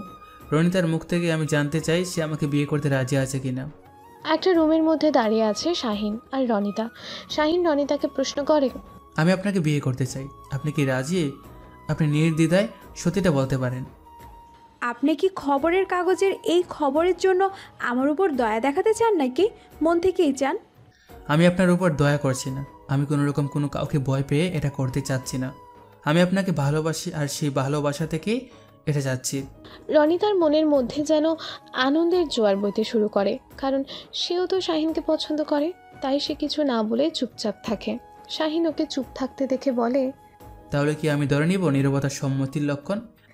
রনিতা মিষ্টি একটা হাসি দিয়ে সেখান থেকে চলে যেতে নিলে শাহিন তার হাত ধরে ফেলে, নিজের কাছে নিয়ে আসে। ধীরে ধীরে কানের কাছে মুখটা নিয়ে বলতে থাকে, এখন যদি এত লজ্জা পাও তাহলে বিয়ের পর কি করবে? এদিকে প্রেস কনফারেন্স ব্যবস্থা করে শাহিন এবং সমস্ত মিডিয়া সেখানে খবর দেওয়া হয়। মিডিয়ার সামনে সে সবাইকে বলে তার আর রনিতার বিয়েটা আরও 6 মাস আগেই ঘরোয়াভাবে হয়ে গিয়েছিল। এখন জাস্ট অনুষ্ঠান করে সবাইকে জানানোর বাকি। যারা তাদের সম্বন্ধে ওই খবর ছাপিয়েছে তারা নিশ্চয়ই জানতো না যে তারা স্বামী স্ত্রী। তাই যে বা যারা এই ধরনের ঘটনা ছাপিয়ে তার এবং রনিতার বদনাম করতে চেয়েছে তাদের যেন আইনগত ব্যবস্থা নেওয়া হয় সেটাই দাবি করে। এদিকে শত্রুপক্ষ তাদের চাল উল্টো পড়ে যাওয়ায় বেশ বিচলিত। আনিকা ম্যাডামের কাছে একটি ফোন আসে। অপর পাশ থেকে বলতে থাকে, সেদিন রাতে তোর মেয়েকে হোটেলে দেখে তোর মেয়ের বদনাম করে তোকে কাবু করতে চেয়েছিলাম, কিন্তু তোর মেয়ের সাথে ওই ছেলেটা বেশ চালাক এবং বুদ্ধিমান, তাই তো এবারের মতন বেঁচে গেলি। আমার পেছনে লাগতে আসলে আমি ছেড়ে দেব না, এটাই বুঝালাম। কে কাকে ছাড় দেয় আর কে কার বোল খুলে দেয় সেটাই এবার দেখার পালা। Wait and see mister Salman Chowdhury, এখন শুধু অপেক্ষা তোর ধ্বংসের। কোনো এক কারণে যেন শান্ত আগে থেকে বেশ নীরব হয়ে যায়। হই হুল্লোড়, পার্টি, ক্লাব কোনো কিছুই যেন এখন আর তার ভালো লাগে না। সে ঘরের মধ্যে থাকতে পছন্দ করে। তার শরীর চেহারায় বেশ পরিবর্তন চলে এসেছে। ডাইনিং টেবিলে ছোঁয়া শান্তকে দেখে যেন বেশ অনেকখানি অবাক হয়। একই হাল বানিয়েছে শান্ত নিজের। যে ছেলেটা সারাক্ষণ হই হুল্লোড়, পার্টি, ক্লাব সব কিছুতে মেতে থাকতো সে যেন একেবারে নীরব নিস্তব্ধ হয়ে গেছে। হঠাৎ তার এই পরিবর্তনের কারণ খুঁজে পায় না ছোঁয়া। রুমের দরজার সামনে দাঁড়িয়ে ছোঁয়া বলে ওঠে, আমি কি ভিতরে আসতে পারি ভাইয়া? শান্ত ধীর স্বরে জবাব দেয়, আয়। ছোঁয়া ধীর পায়ে ভেতরে ঢুকে চুপচাপ দাঁড়িয়ে থাকে। কিছু বলবি ছোঁয়া? তোমার কি শরীর খারাপ? হঠাৎ করে আমার শরীরে খোঁজ নিতে ইচ্ছে করলো যে তোর? না মানে তোমাকে কেমন যেন অন্যরকম দেখাচ্ছে। আমার দিকে তাকানোর মতো সময় হয় তোর? ওই পলককে ছেড়ে আমার দিকে তাকানোর, আমাকে নিয়ে ভাবার সময় পেলি তুই? শান্ত ভাইয়া, পলক ভাইয়া একজন ডাক্তার হিসেবে আমার সেবা করেছে, আর আমি ওনাকে ভাইয়ের নজর ছাড়া অন্য কোনো নজরে কখনোই দেখিনি। তাহলে আমাকে কোন নজরে দেখিস? ছোঁয়া চুপচাপ দাঁড়িয়ে থাকে। ছোঁয়াকে এইভাবে চুপচাপ দাঁড়িয়ে থাকতে দেখে শান্ত বলে, আর কিছু বলবি? বলো তোমার কি হয়েছে? তোমার এই অবস্থা কেন? আগে তুমি আর এখনকার তুমির মধ্যে অনেক তফাৎ। কি জন্য তুমি এমন হয়েছো? শান্ত খুব করুণ দৃষ্টিতে তাকায় ছোঁয়ার দিকে। এই দৃষ্টিতে কি ছিল ছোঁয়া জানে না, তবে তার মনে হচ্ছিল এই দৃষ্টি যেন তাকে দুমড়ে মুচড়ে একাকার করে দিচ্ছে। শান্তর এই চাউনি তাকে অস্থির করে দিচ্ছে। কেন যেন তার বারবার মনে হচ্ছে শান্তর মধ্যে কোনো এক অদ্ভুত অনুশোচনার আগুন জ্বলছে। কেন যেন ছোঁয়ার বারবার মনে হচ্ছে শান্তকে জড়িয়ে ধরে সান্ত্বনা দিতে। শান্ত ধীরে ধীরে ছোঁয়ার সামনে এসে ছোঁয়ার হাত দুটোকে ধরে বলতে থাকে, আচ্ছা ছোঁয়া, আমাকে একটা কথা বলবি? আমাদের জীবনটা এমন অদ্ভুত কেন? আমাদের জীবনের মধ্যে এত রহস্য কেন? কেন আমরা যেটা ভাবি ঠিক তার উল্টোটা হয়? কেন আমাদের জীবনটা একটা সময় এসে ওলটপালট হয়ে যায়? কেন আপন মানুষগুলো অপরিচিত হয়ে যায়?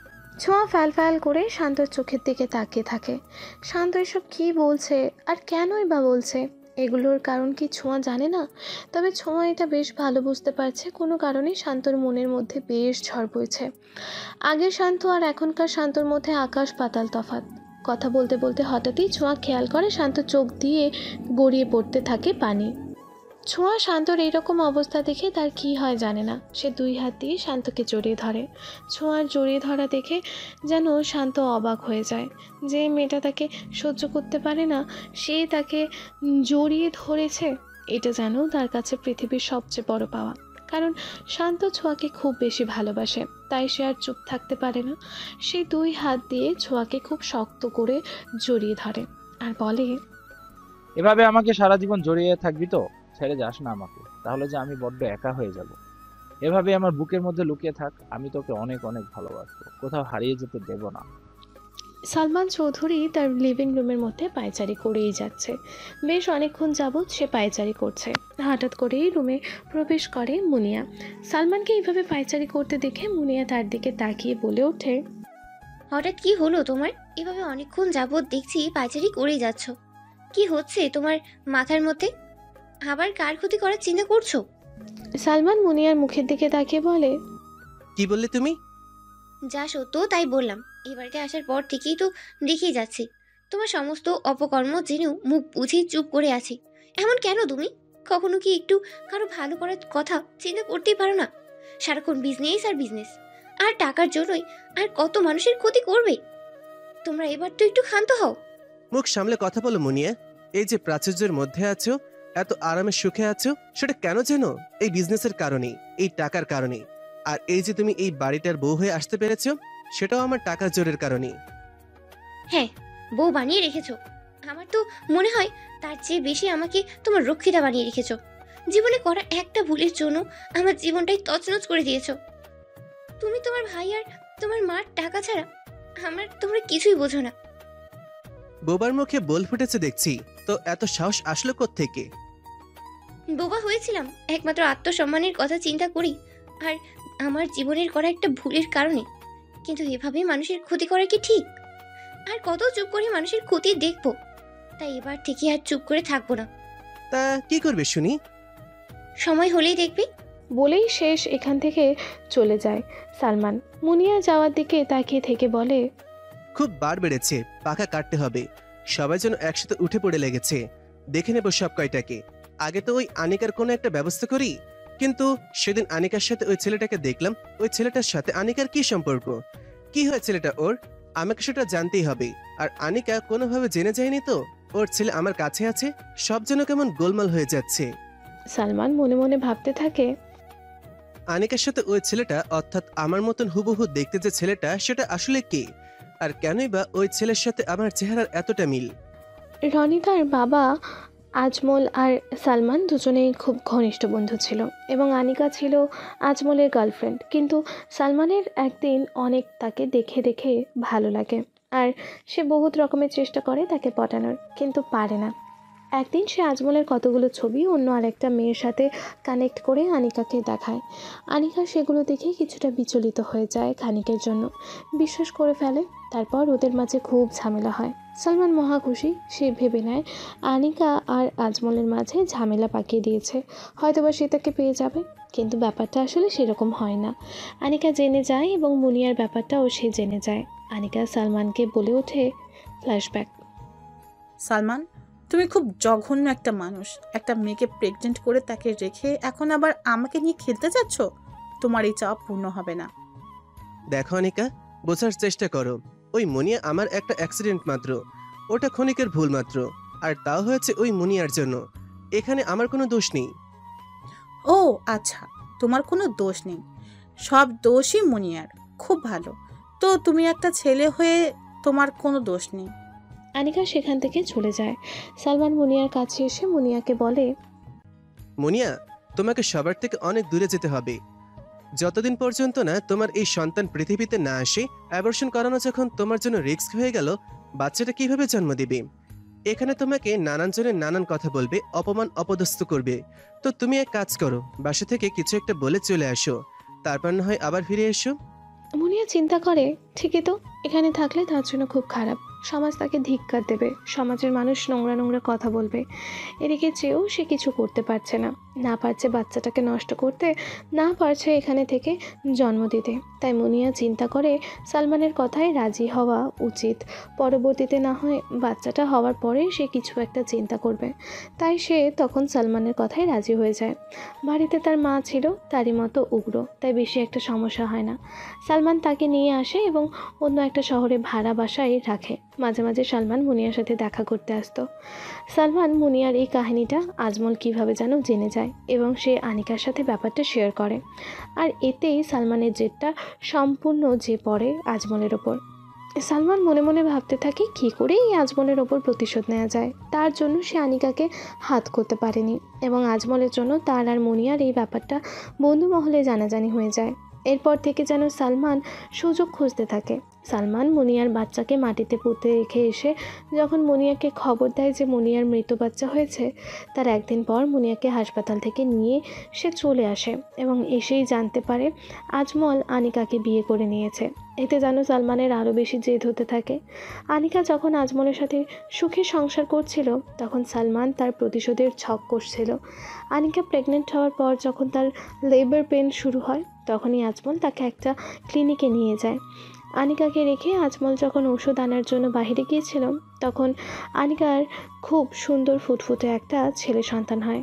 সালমান তখন সেই ছেলেকে নিয়ে চলে যায়, কিন্তু আনিকা তখন অজ্ঞান অবস্থায় থাকায় কিছুই বুঝতে পারে না।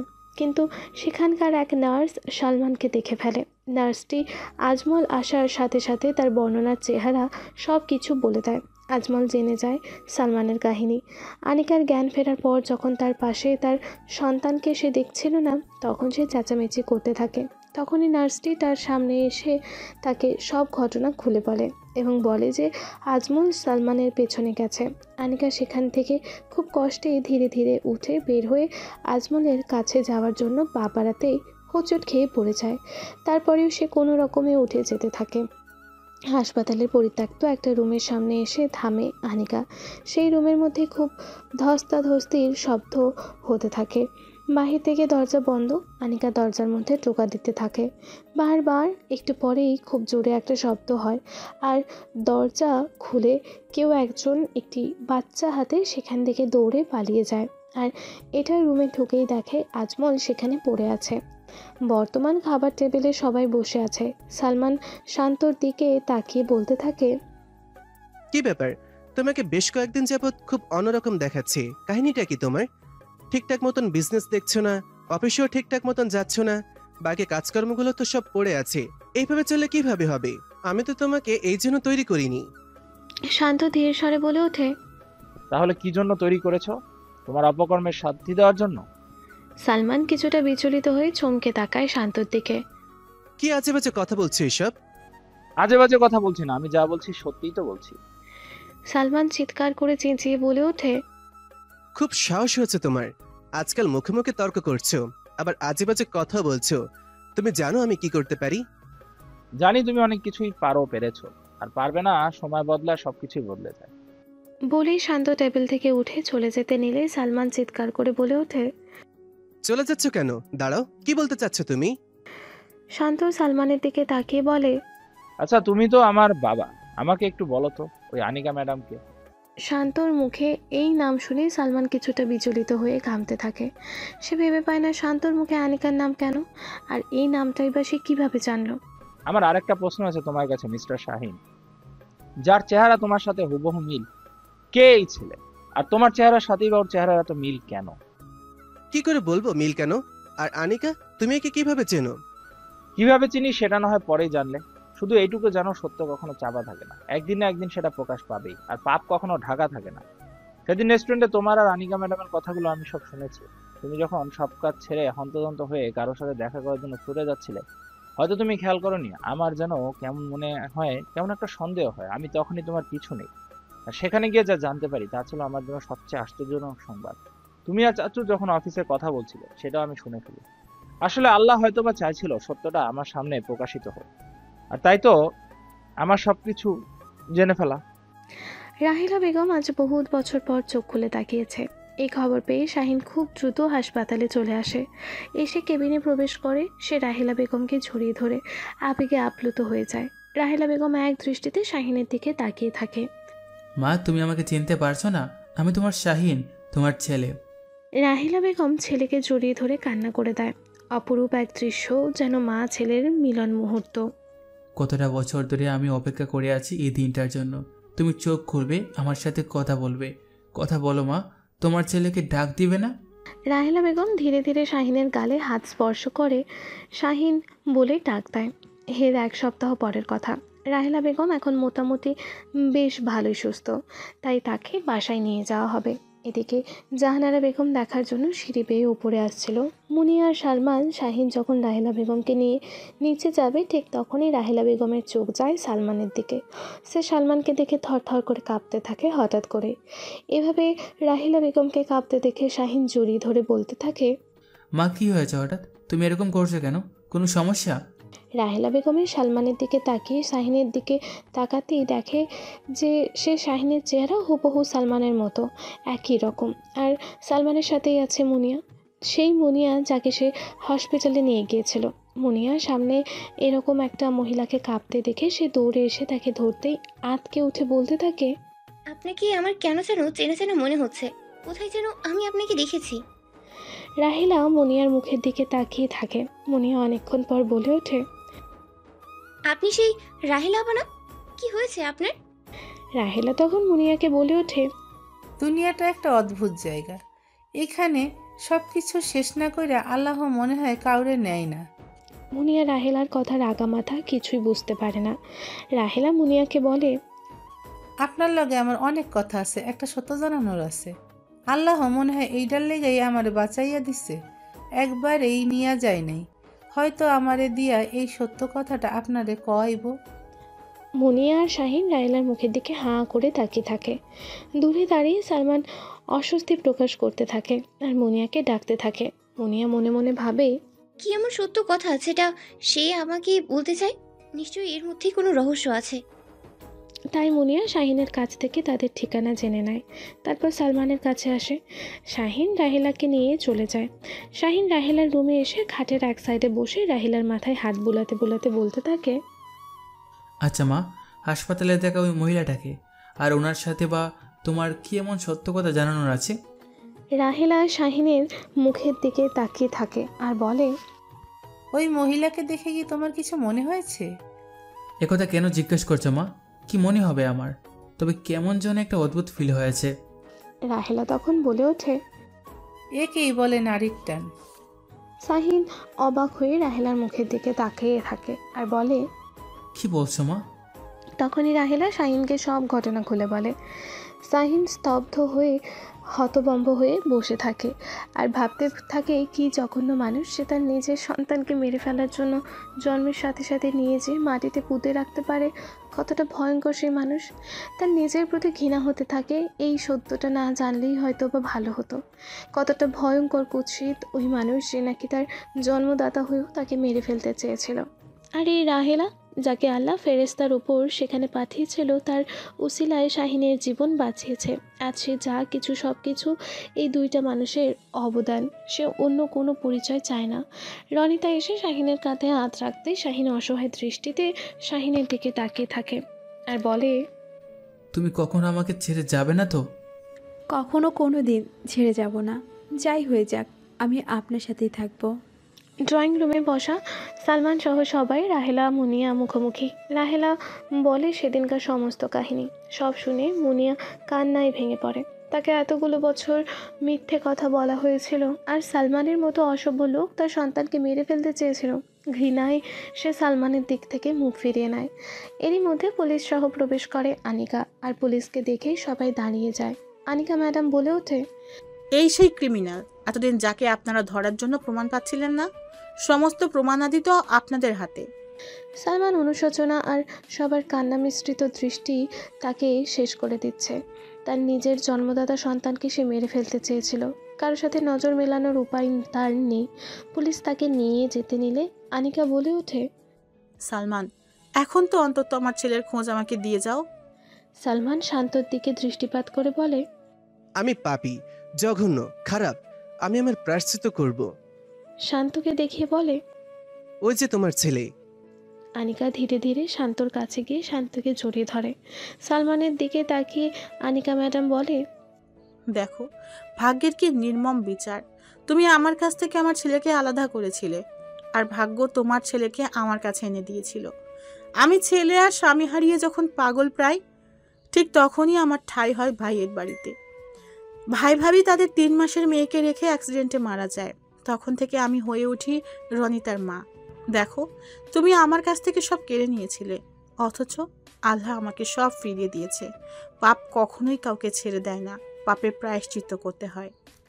এভাবেই সবার ভালোবাসা পূর্ণতা পায় আর সবাই একে অপরকে পেয়ে অনেক খুশিতেই দিন কাটাতে থাকে।